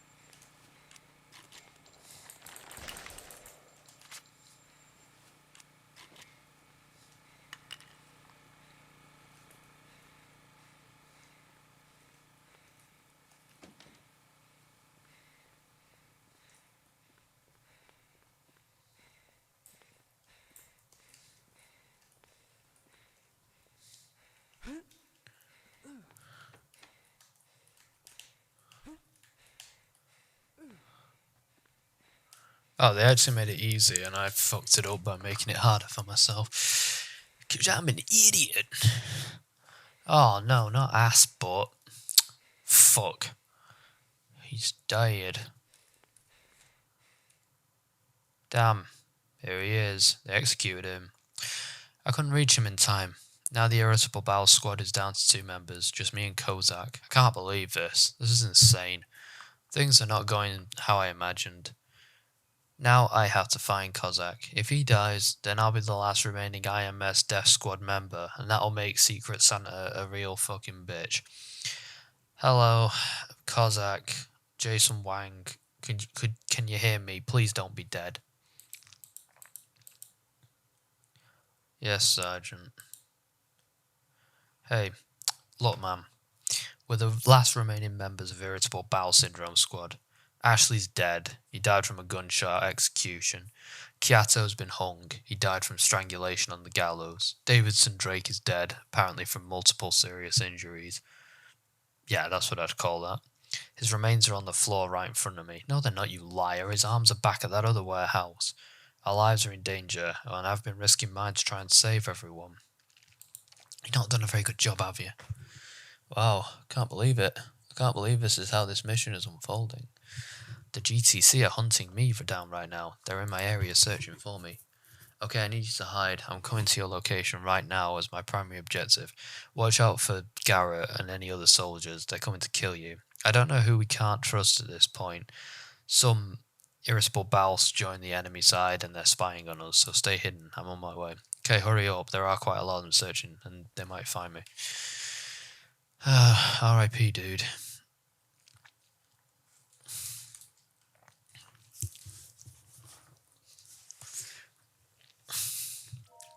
I would have brought your arms, but I'm lazy.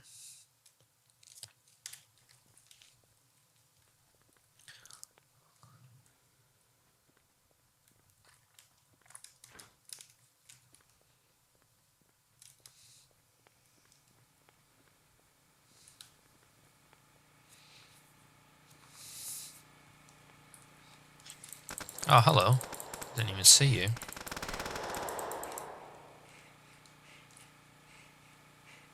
Okay.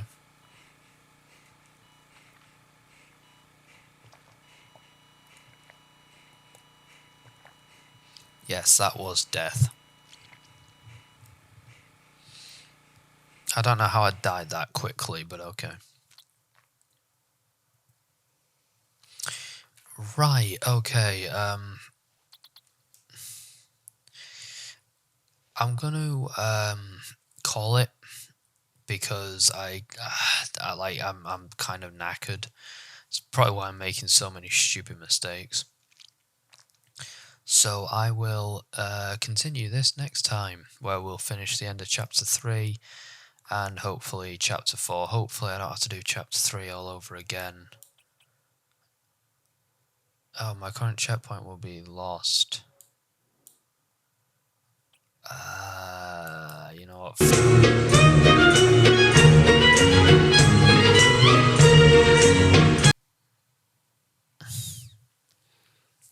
Oh. So apparently I've lost my, what do you call it? But I don't really care. My, checkpoint. Oh yeah, it's this guy with the arms. Okay.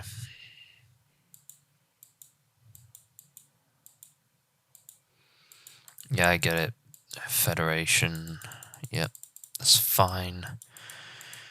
I've already watched all this shit, so I'm gonna go through it again. But I don't even know if I'll use the footage. But we'll see.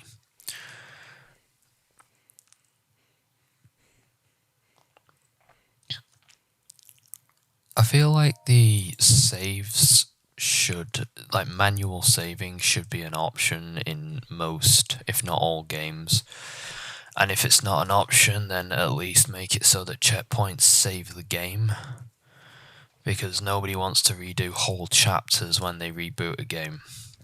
I would say that that's a problem unique to a Lucky Lou Roll game, but I've played other AAA games. Well, I say other AAA games. I've played AAA games. Like, here's something similar to this. I'm never happy when they do, because it's like, well, how much of my fucking life do I have to dedicate to just playing a game just because I need it to quit? Because, you know, I don't know. I don't want to stay up till 5 AM to beat a game. Like, that's the sort of shit I do on old games which have broken save features, like Desperate Housewives. And I later found out that I didn't even need to do that for Desperate Housewives. Also, Desperate Housewives admittedly was worth it. This kind of game, I don't know if it's worth staying up till 5 AM to finish. So, yeah. Especially when you can beat the whole thing in like 2 hours. At least Desperate Housewives is one of those games that does take many, many hours to beat, but at the same time, it's like... Okay, that's locked.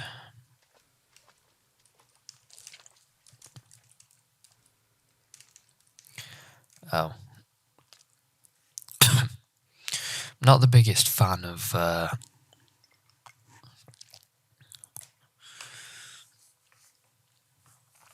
redoing chapters if I've already done them. As far as I'm concerned, when I play a video game, like what I've done should just be what I've done. In most cases, unless it's like a very small bit that I need to redo.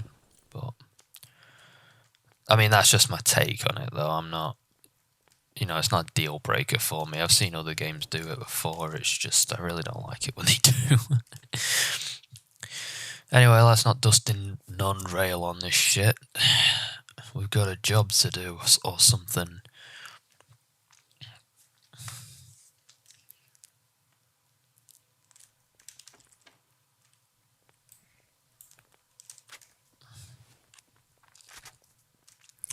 Here's top 10 reasons why Lucky Tlhalerwa's video game, Irritable Bowel Syndrome Death Squad, is bad. Number 1, he originally had a female character as the lead and then changed it to a man. This makes them a transgender. I don't like those, because I'm backwards pig rapist.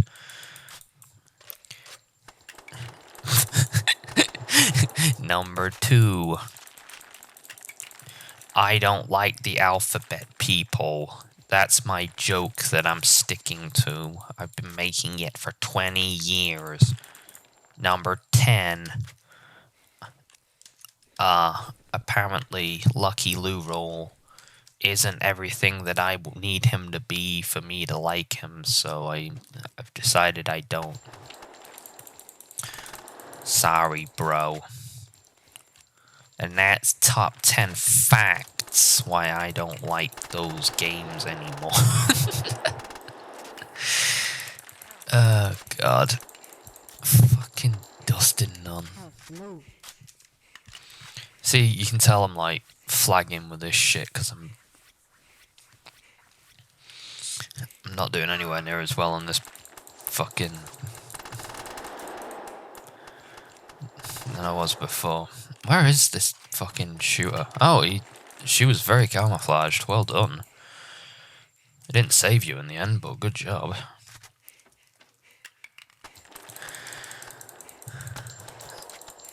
I'm also kind of in a hurry to get back to where I was.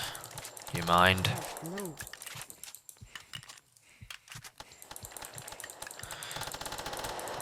I also appreciate the fact that people aren't like, you know, constantly shouting at you with the same dialogue over and over again.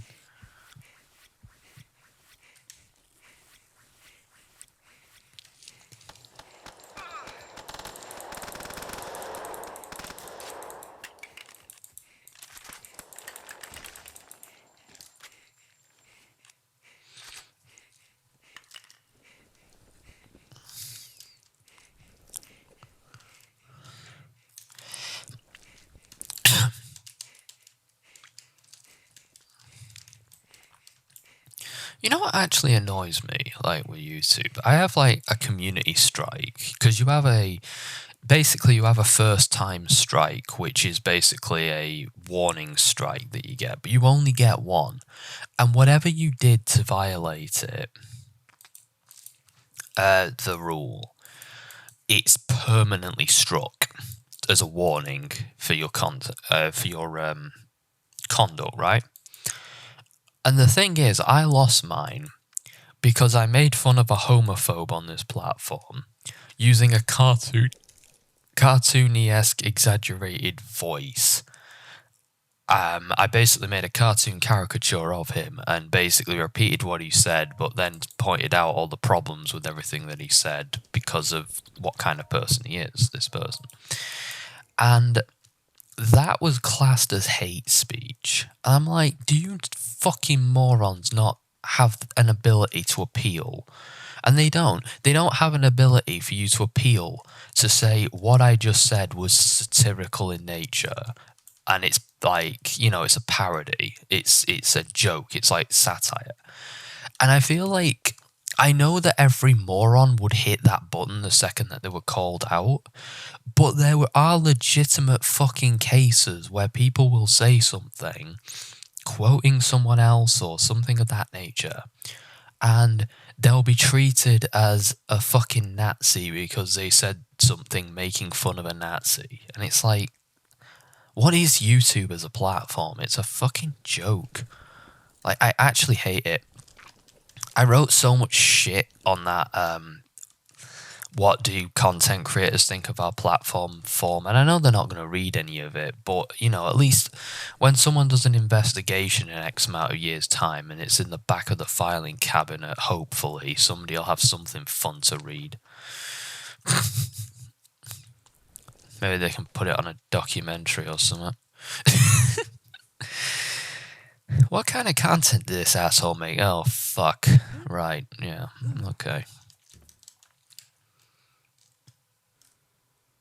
When it comes as well to like making viral content as well, they were all like, well, how do you feel about doing that? Like, do you feel like your content reaches people? I'm like, nope. Like, I've actually, on my old channels, I've copied and pasted the video titles of one of my old channels videos from years ago, put it into the search bar, and I cannot find my own video on a separate account that has seemingly no ties to the old account. So it's not like it's not showing it me because it knows that it's my account. It's like, it just doesn't want to show it to me because, well, there's no money in showing me that video. But hey, teens react to fucking Will Smith slapping Chris Rock is definitely way more accurate to that video that I exactly searched up. It's really fucking, I would say it's broken, but it's not. It's more, it's deliberately inept so that you end up finding something that you weren't looking for but suits them better, which is a completely infirm of purpose system. Like, who the fuck makes a system that way who isn't just trying to profit from something else? And honestly, it's the same with my videos now. Like, I have videos that were based on a lot of products which don't have other videos on them, and they are very clearly and quite carefully titled, but my video is not even close to the first thing that comes up when you look them up. Even though they, honestly, in some cases, they should be. I'm not saying that because, oh yeah, my video needs the attention, but logically that's where my video should pop up, is on those searches, and they don't. Like, I search certain games, my video isn't in the top 100 like searches, and it's like, how? Especially, like, I've had it so that, like, I don't know about the Miss Marple ones. I don't think so, because they get a decent amount of views for what they are. But when I look those kind of games up, what should be top result, my video is like 5 pages long. It's not even there, and it just moves on to a completely different fucking game entirely that has a slightly similar title. And it's like, why do you bury stuff, YouTube? It doesn't make sense. How do people make any content when you just deliberately bury content?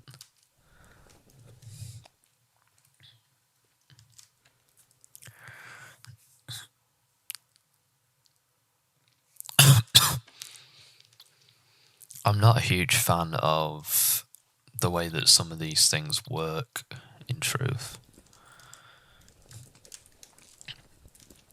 I feel like it's designed to keep the top on top, but at the same time, newcomers are going to have a hard time getting anywhere.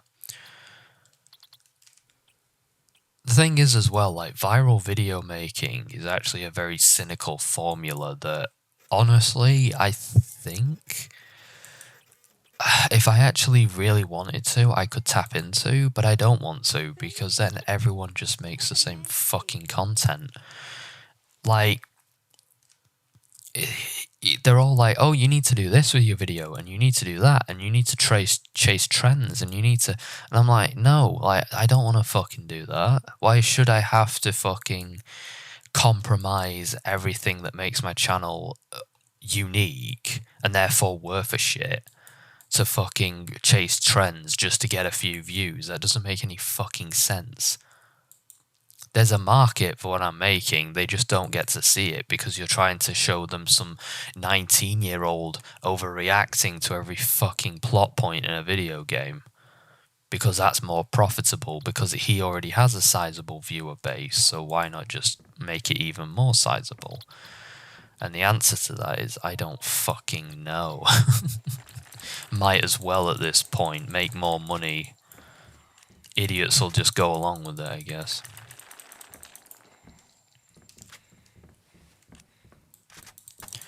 But as far as like your content actually making it on the platform to the right people, no, it doesn't quite work that way.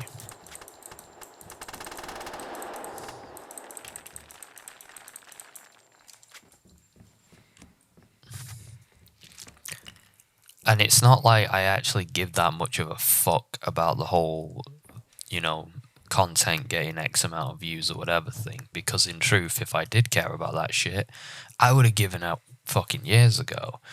But I just find it funny that YouTube's so disingenuous about it. They keep sending out forms like, hey, how is your content reaching an audience, knowing fully well that they are deliberately making that impossible.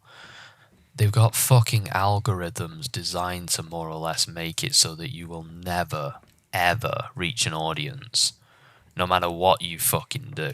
There are people who have streamed every day without fail for 5 years who have never had a single view on Twitch, like, and several other places. And YouTube's no different. You can make content every day for 5 years and nobody will watch it, and it's nothing to do with the actual quality of your content, it's nothing to do with you, it's nothing to do with your brand or anything. It's just that YouTube will fucking bury you. Most people who get famous on this site as well, it's not like what they do, it's who they know. They get a shout out from a biggest content creator, and that's how they get further. But YouTube doesn't help creators, not in the slightest. Creators help other creators. Which is actually what Lulu Bieberful used to do, and it's why I've always respected her, because she actually helped a lot of the friends I made over the years and promotions I've gotten from those friends are down to her at first. Even people like Gage I met through proxy through her. And I really respect what she did for content creators on this site. I don't think she honestly knows the difference she made to a lot of small content creators a few years back. And it's a shame she ended up giving up on the site, but she's a lot happier on TikTok, and I respect that. Because TikTok at least gets you an audience. It's just not for me, that site. Like, I don't really... Also, you have to have some form of... You have to be attractive and have charisma, and I don't tick either of those boxes when it comes to TikTok, so...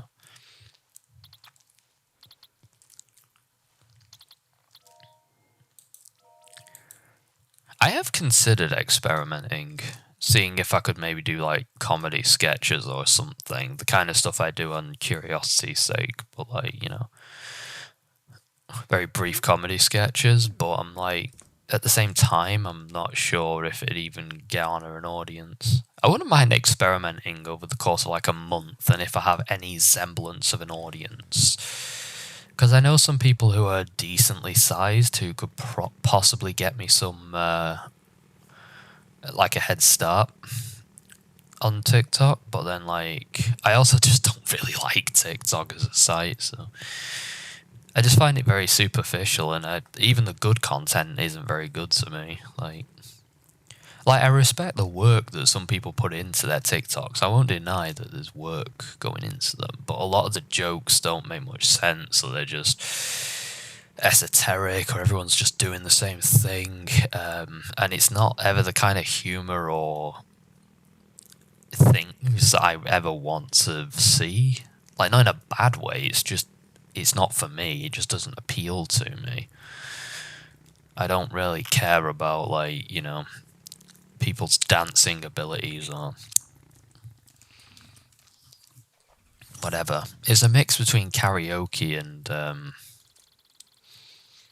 something of that nature, and very basic street dancing that some people do. I mean, I'm not saying that these people don't have talent. They at very least have pitch and range and stuff like that, but like when it comes to the volume of people who can do the same shit, it's like, yeah, there's not an amazing amount of talent in that.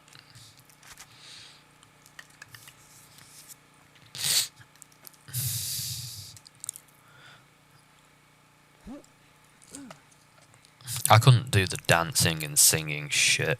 I sound like Clank from Ratchet and Clank when I sing, and I've never attempted dancing in my entire life, so I'm assuming that's going to look horrible.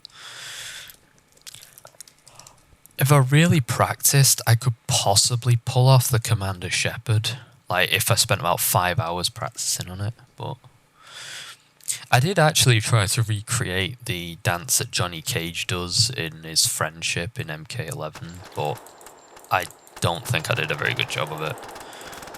It's a lot harder than it looks. I'll give dancers that without even flinching. Like, people who think that dancing is easy or anything like that, even easy looking dancers are not. These people just make it look easy because they're good.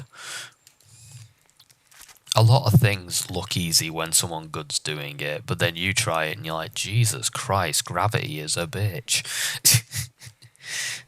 I think part of it as well is being physically fit enough so that your body is the right weight and the right thing.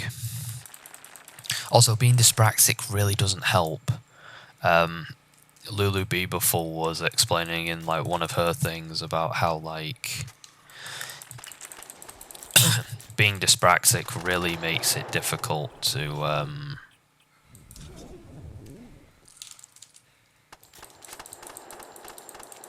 Sorry, bro, hold on a sec.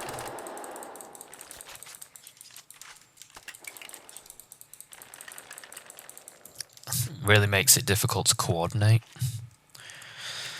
So I actually respect what she's able to do because of that.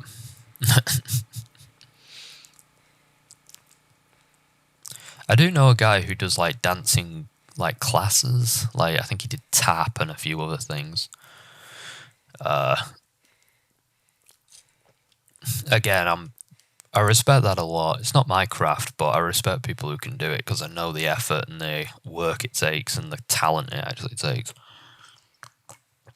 It's one thing about a current generation of people that I find a bit silly. Oh no, that guy's dead. Shocker. It's not like I knew this from like ages ago.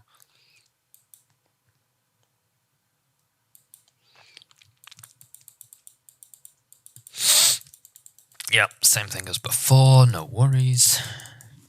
Don't worry about a thing, 'cause this dude is dead, and you'll join him. Right, so, yeah, that's the thing about this generation, like, of fucking kids, and it's my generation as well. I think we started it, but, or maybe the 80s generation did, because they were a bunch of pricks and all. Like, people don't seem to appreciate talent if it's not in a field or a thing that they actually are interested in. So, like, a lot of people said Justin Bieber had no talent when he actually does. It's just like they didn't want to see it because it's not what they want to see. But that kid had actual musical ability. He could play an instrument and he could do other things. He had music and singing capabilities that were better than most. I'll give him that. I don't like any of his stuff, but the guy had some modicum of talent. Lady Gaga has a fair bit of talent. Kanye West has a fair bit of talent. He just chooses not to use it a lot of the time, which actually frustrates me, because when I heard him singing, I was like, dude, why are you not a real singer? Why do you do this dumb shit? It's not even that I don't respect rap music, I just don't really respect the way he sort of does it. Mumble rap I don't really respect, because I don't see the talent in it. A lot of mumble rappers, like Yeet, make like X amount of songs a day. They're the equivalent of that one writer woman who used to write 100 books a day, and they were all basically the same template. Like, I could do what Yeet does. I almost guarantee it. Like, probably not as well, but I could achieve it. All you do is mumble some random shit about being fucked in the ass and just put some stupid filter over it. Bitch. It's like that, just endlessly that. And have some beat that you stole off the internet over it, and wazoo, you're the fucking mumble rapper of the year. And I don't know why, but people actually like that you put that little effort into what you make. Like, that is not in me being flippant either, that is a fact. Like, some people legitimately like the lack of effort that mumble rappers put into their work. I'll never understand that. Like, for me, a lack of effort in creative stuff just puts me off it immediately. Hell, it makes me conflicted at times when I play a game like this, which obviously the effort is here, but like technically on a lot of levels it doesn't quite match some other stuff. And I'm like, in all honesty, I do ask myself sometimes if I prefer something that has effort in but doesn't quite tick all the boxes for a good product, or a good product that was clearly made by a bunch of people sleepwalking. Tell the truth, I honestly prefer this kind of thing, because this kind of thing leads to like a Captain Alex scenario where you genuinely have a good time watching something that's kind of inept.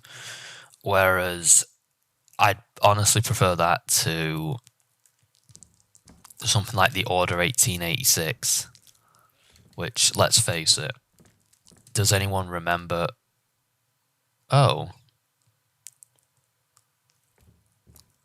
Okay, I'm on chapter 4 now, right.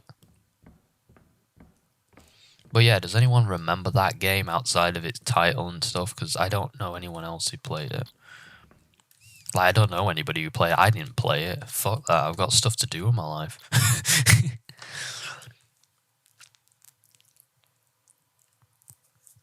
But it just looks hella boring.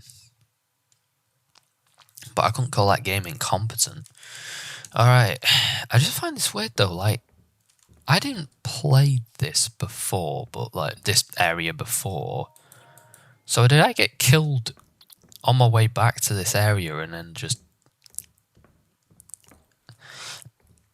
didn't get sent far back as I thought I did? Because that's kind of annoying. Oh well, at least we got to have a nice chat. I do like our nice chats. I know they're very one-sided, but you know. It would have been nice to have been able to talk about D&D now instead of being constantly shot at and interrupted, but I do love D&D. I'd love to get into a more reliable group than the last one I was in. The last one I was in was really good, but there was always somebody who couldn't do it, and it drove as well. It killed it in the end.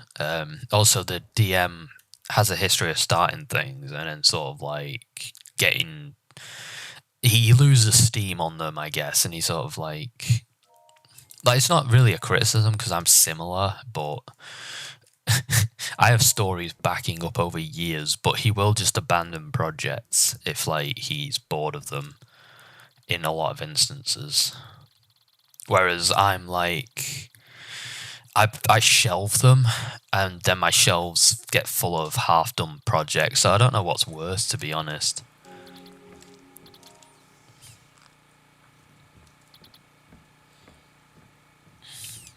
Alright, let's see. Some little shitty kid's been dropping his building blocks all over the floor again. How's your progress? Me and Marcelin have destroyed the shipments of the virus and munitions. We contacted Gabriel White and he has arranged an airlift for us. We've completed Operation Winter Strike. Okay, things are not going so well for me here, but I'm happy and quite pleased that the operation was a success. The IMS Death Squad is down to only 2 people. I'm trying to save my last remaining teammate. I hope you and my sister can get out of here alive and back to safety. Okay, David, I wish you luck.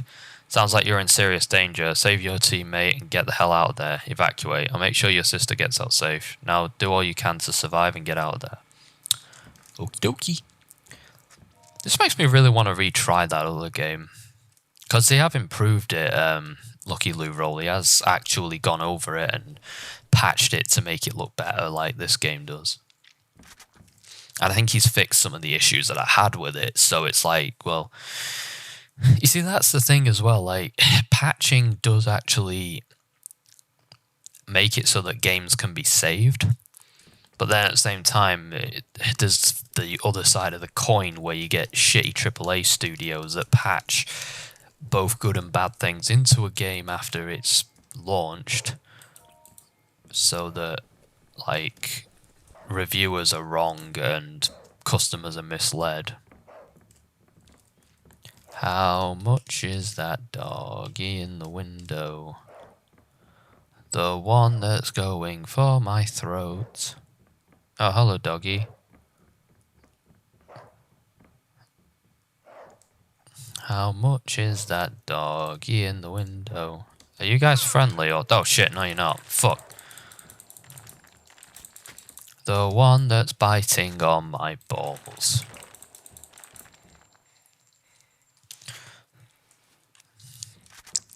I gunned them all down in a 3. Oh, for fuck's sake, where's the key? I might have shot up several doggies. I hope Peter don't attack me. Where's this song even going? Right, fuck it. Never mind the song. We need to go and find whatever this objective is. I need to pick up a fuse, but I can't because the door's locked. Oh, well. I need to go this way. Try to find a fuse. Or a key, or whatever. Merlin.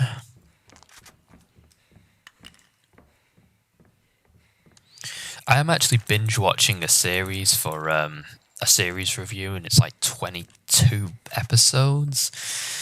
Each episode's like 20 minutes long. I kind of regret starting it, but at the same time, I've always wanted to do it, so it's like... I still hate everything, though.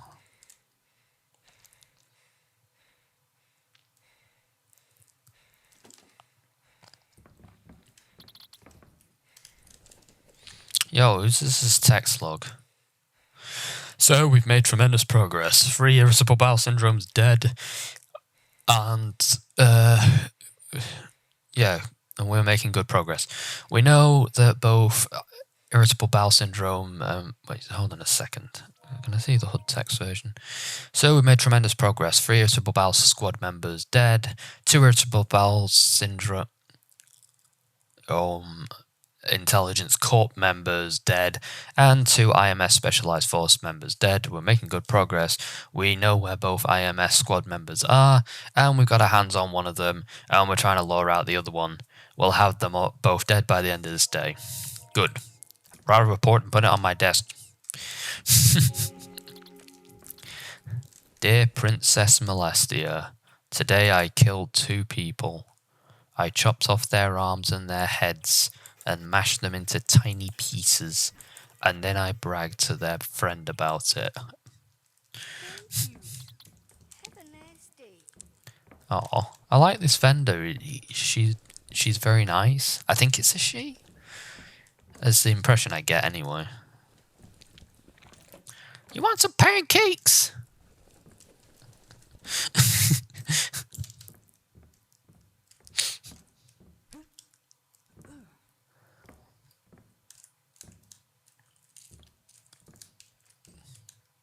Oh, I haven't got the fuse.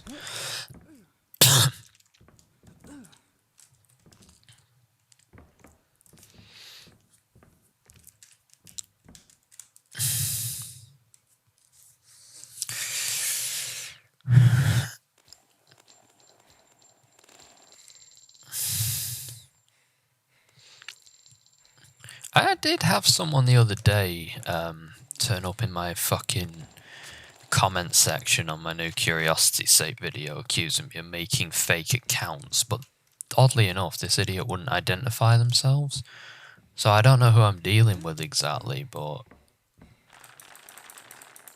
whoever they are, they seem to be... I can guess. There's only like 2 suspects it could honestly be, but they also brought up a name which really narrows it down to one person, but I still think the other person could be. But yeah, I haven't been fucking impersonating Hunter Avalon. I barely know who he is. That's the funniest allegation I've ever had thrown at my feet. And believe me, I've had a few, but that's the funniest one. I've never impersonated fucking Hunter Avalon in my life. I might just do that though in my Lion King video. Like, try Stew Dog. It doesn't work because I've dirtied Stew Dog's name, so I'll try Hunter Avalon and prove the guy right. From what I understand, Hunter Avalon's like one of those commentary channels. Who's the equivalent of a shock jock, but he sort of flip-flops politically to suit his audience.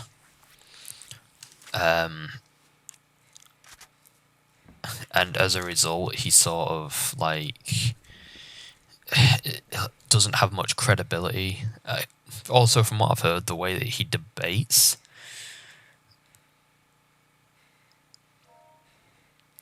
Oh, you got... Oh, that bastard Garrett got a promotion. Oh, I need to buy him a card to congratulate him.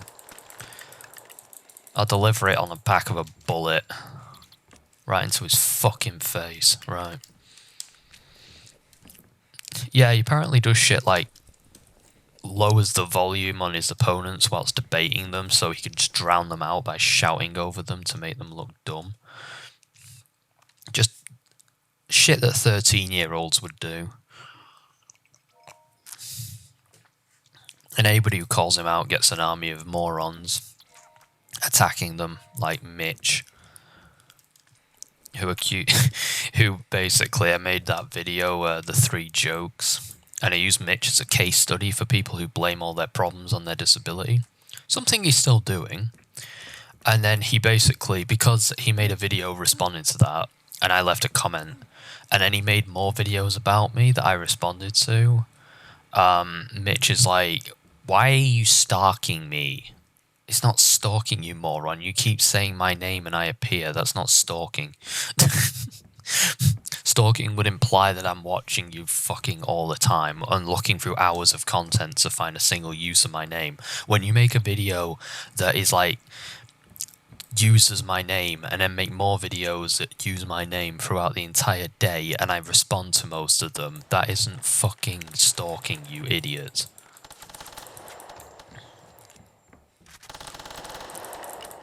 Like, I don't know what you expect to happen when you do that. I wasn't even mean about it either. I just asked him some questions about what he was saying because I felt like he got a few details wrong.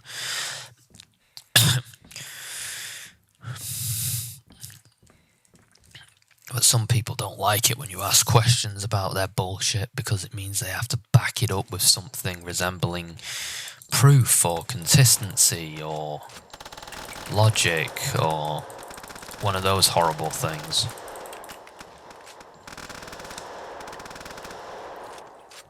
A lot of people don't like that. Those are the tools of the devil. Oh, fuck this. I'm gonna run into battle. Okay, I'm stuck apparently. Yeah, you know why my health is low? Because what was meant to be a quick jump over a couch to reach the enemy just turned into me hopping around as a moving target. So I could just get shot.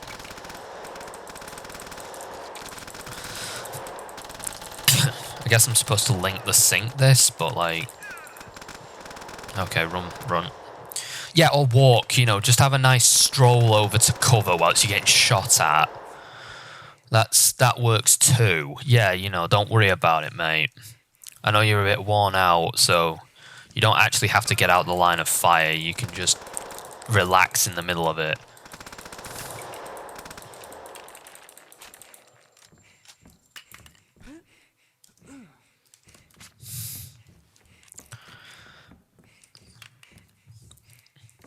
I was going to suggest pulling a Cousin Kyle where you just say that all the attacks don't count because you weren't ready or something.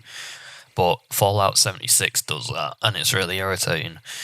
And it brought me back to that, and it triggered me. Oh, that Fallout 76 pit expansion was a bit disappointing, in all honesty. Like, I remember someone saying about it a couple of months back, and I was like, I'll just see what my own opinion is of it. And I tried it, and they're basically just over glorified raids. But like, they're really the problem is they're very oriented around the combat, and the combat sucks because Bethesda games don't have very good combat to begin with.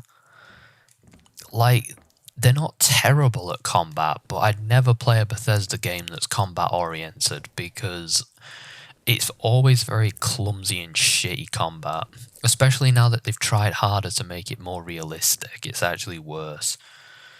Like, combat was a lot easier in Oblivion than Skyrim, in my opinion, because like your swings often hit and you didn't stumble around like a drunk half the time. People describe it as floaty, and I think that kind of does match what the problem is in those games. You try and swing a weapon and you genuinely struggle to do it because of that. I am looking forward to that Fallout 4 Fallout London map, which actually looks and seems like it could be good. But I guess we'll see. Well, it's not a map, it's a campaign based on Fallout being in London. Although some people are going to be disappointed already because people are like, I thought the Fallout was about America and this about America, and I'm like, yeah, but it's a different country, so obviously the themes are going to be different. Like, the monarchy being in it apparently kind of undermines the American themes of Fallout something, I don't know. But the point is, like, and there's going to be a faction based on the monarchy and the Beefeaters or something. And they're all like, well, no, because like, yeah, in England we have different problems and settings and values and shit. So a lot of American things might not apply over here in some cases. Some of them do, but some of them don't.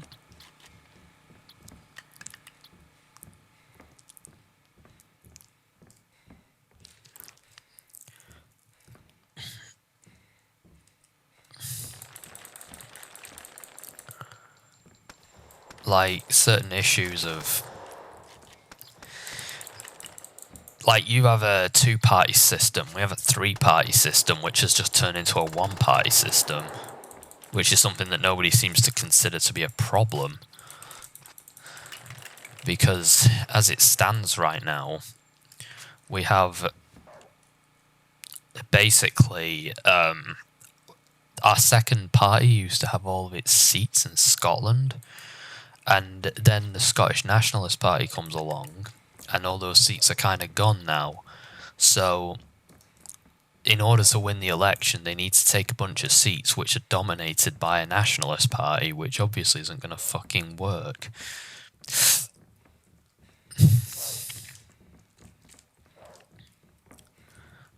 So, honestly, yeah, we are basically a one-party state now. Because, like, the other ones as well, you got the Liberal Democrats, but they aren't going to be able to do shit. You can't vote for the SNP outside of Scotland, so that's useless. And it's like, well, what do, you know? You've got one party that'll always win.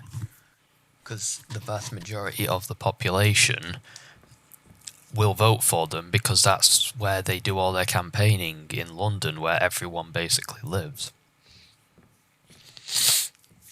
It's a bit of a mess. Like, regardless of where you stand politically, if you like the Conservative Party or not, the fact that Labour can't seem to get a foothold in because of the whole SNP situation, I think is problematic, because it means that now there's literally no danger for the Tories and they can do whatever they want.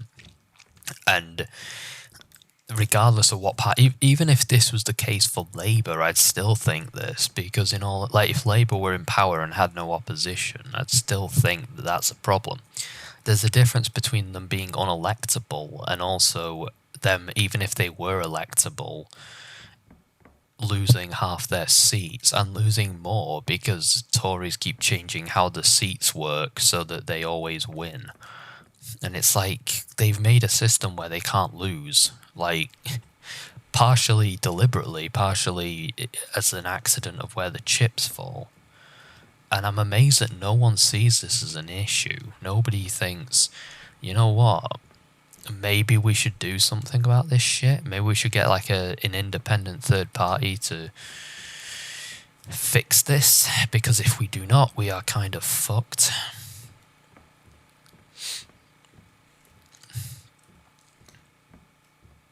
And well, I mean, that's just my take on it.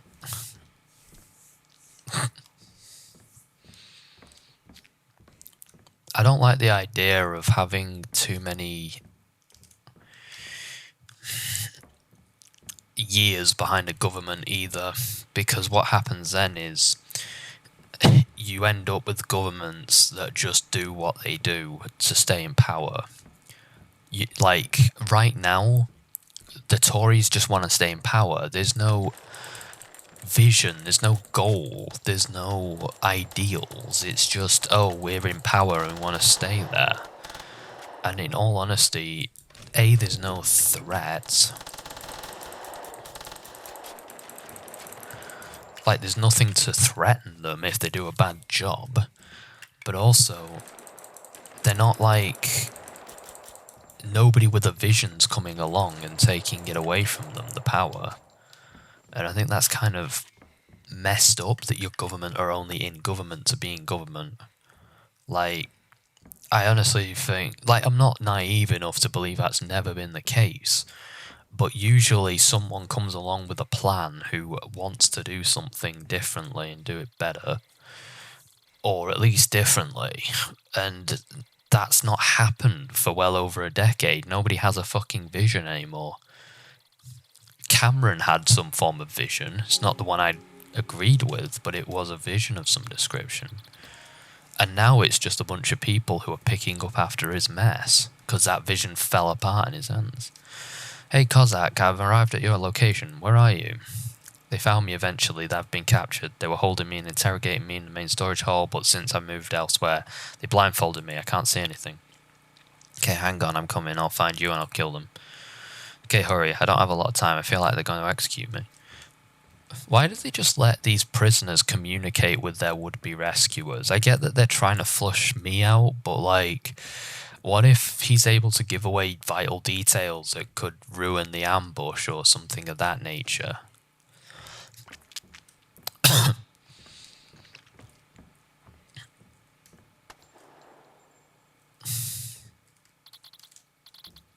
Is this that map from, like, the... I can't quite tell, but is this the one from that demo build that came out fucking years ago?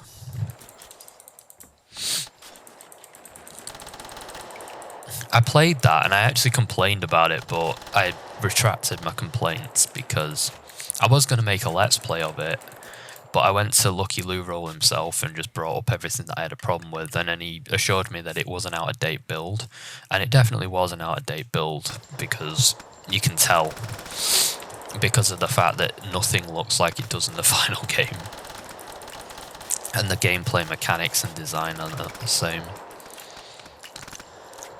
Run. I don't know how much longer I can handle this, but yeah, just walk, it's fine. I'm sure I can handle it long enough for you to faff about with whatever you were doing there.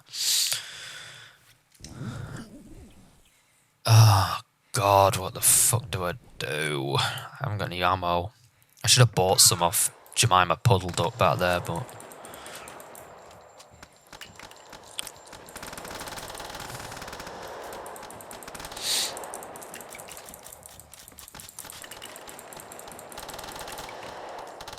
Wait, is she still alive? No, she's dead.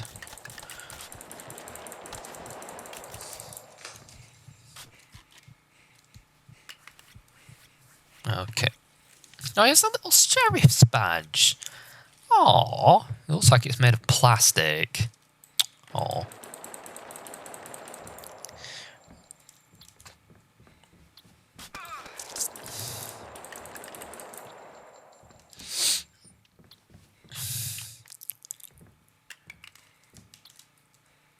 Sweet.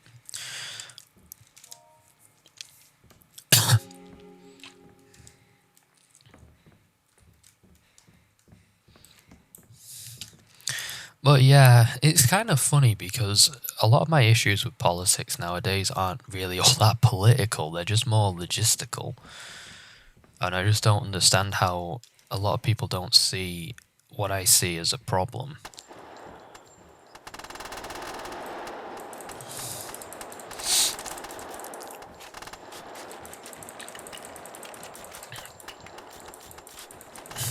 We're not going to have an election for 2 years, apparently, but Theresa May said that and then called a snap election like 6 weeks after, so you know.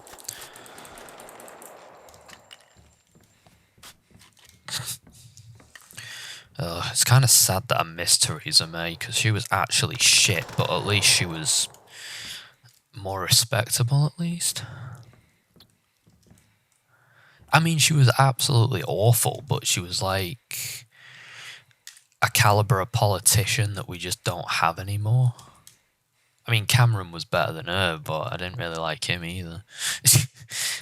It's kind of like having multiple villains in front of you and you kind of have to pick which one you go along with, but like, you don't actually like them, it's just which one's more likely going to competently lead you, you know?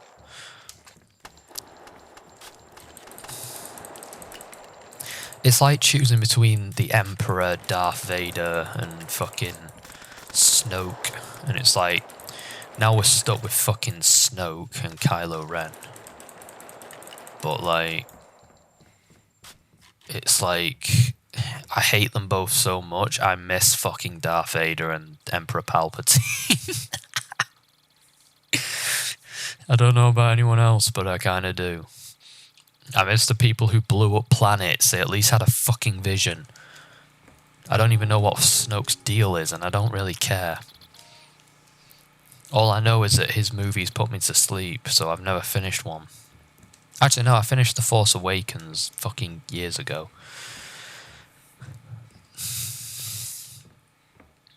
It was okay, I guess. The original Force Awakens film. I never saw any of the others, though. Because by the time I could get around to watching them, I just realised that I really just didn't like Star Wars, no matter what I do. Like, the only Star Wars thing I've actually enjoyed is Mandalorian. And that barely feels like Star Wars because it's actually good. Like, Mandalorian feels more like a sci-fi western than a Star Wars thing. Oh yeah, I watched Obi-Wan, but admittedly I didn't really like that. It wasn't terrible, but it was like, it feels like a waste. Like, they had a series as good. Wang, can you hear me? Wang, wang. No, a serious moment. ... Damn it, he's giving me the silent treatment. I need to get him as fast as possible. If he dies, then I'll be the only remaining irritable bowel syndrome Death Squad member. And nobody will be able to buy me anything in Secret Santa. Hello, Sergeant David Grimes. Can you hear me? Operation Winter Strike is a success. Sergeant Jason and Lieutenant Grimes have safely evacuated back to Crystalville City. You and your team need to get out of there now, and we are calling back all units. The mission is complete. My team is dead, Major Bastard Garrett has turned on us again and killed 3 of my team members. I'm trying to rescue another one, and he's not responding. I might be the only remaining irritable bowel syndrome Death Squad member alive, so I want to help Cossack Wang or check if he's still alive before I leave the city. Okay, do that. Okay, do that. I'll have air support on standby. I don't know what my accent is. Ready to lift you out of there as soon as you are done. You understand. And sorry things didn't work out for you at SA and your team. We've sustained multiple fatalities in all 3 special team forces. Ugh. I mean, you sound like my mum's boss, who basically went to him and was like, I need time off for my sister's funeral because she just died and cancer slowly ate her alive from the inside over the course of a month. And the fucking boss was like, oh, my neighbour's got a cold. Ah, my mum's ex-boss is such a fucking tard. Like, if it weren't for the fact that it had come back on my mum, I would have made a fucking video series about him, because he's a fucking coke-addicted weirdo who spends all of his fucking time screaming at his staff. He hired some random guy as his second-hand man because he turned up to the interview in a fucking suit. No, really. The guy walks around snapping women's bra straps. And just like, he's apparently not guilty of sexual harassment because, yeah. Honestly, like, I'm so glad my mum got out of that fucking job. Swear Christ.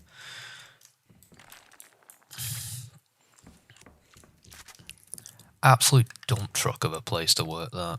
I thought my old job was bad, but this guy makes my former employers seem like fucking on the ball.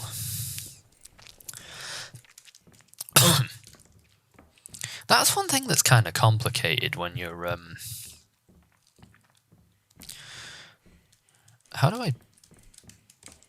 am I doing? How do I advance? But yeah, when you have a good line manager but a shit boss, I always feel bad for the line manager because everyone basically blames them for everything. Like, oh yeah, the place is going to shit. I'm like, yeah, but firing the line manager wouldn't actually fix that.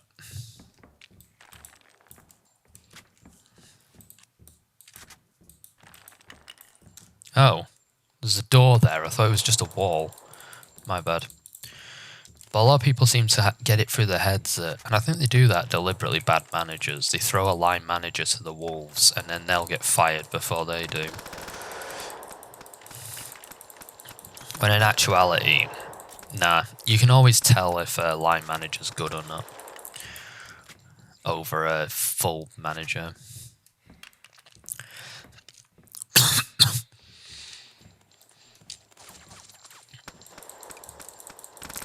The worst line managers are the ones that just sit in the fucking office all day and you can never get a hold of them. Like, they're not doing anything of importance, but they're always doing something that means you can't see them. See, I've had line managers that are like running around all over the place, working all day, and I respect that, but like, I don't respect these fucking hiding in the office people who can feck off.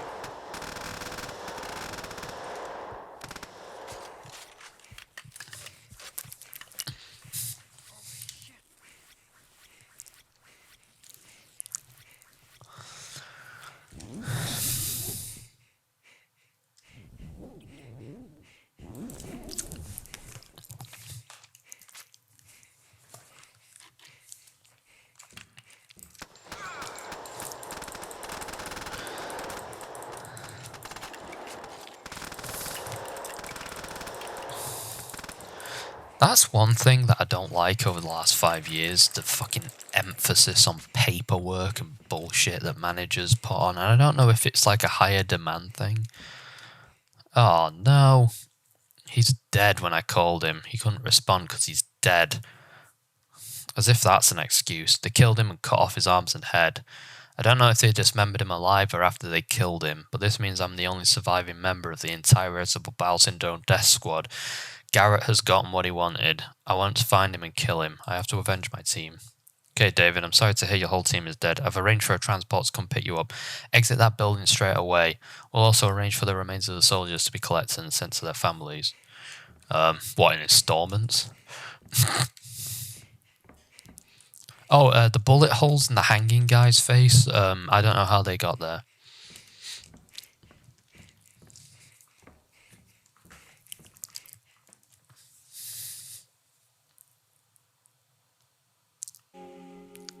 Oh. So that's the end of that. You know what?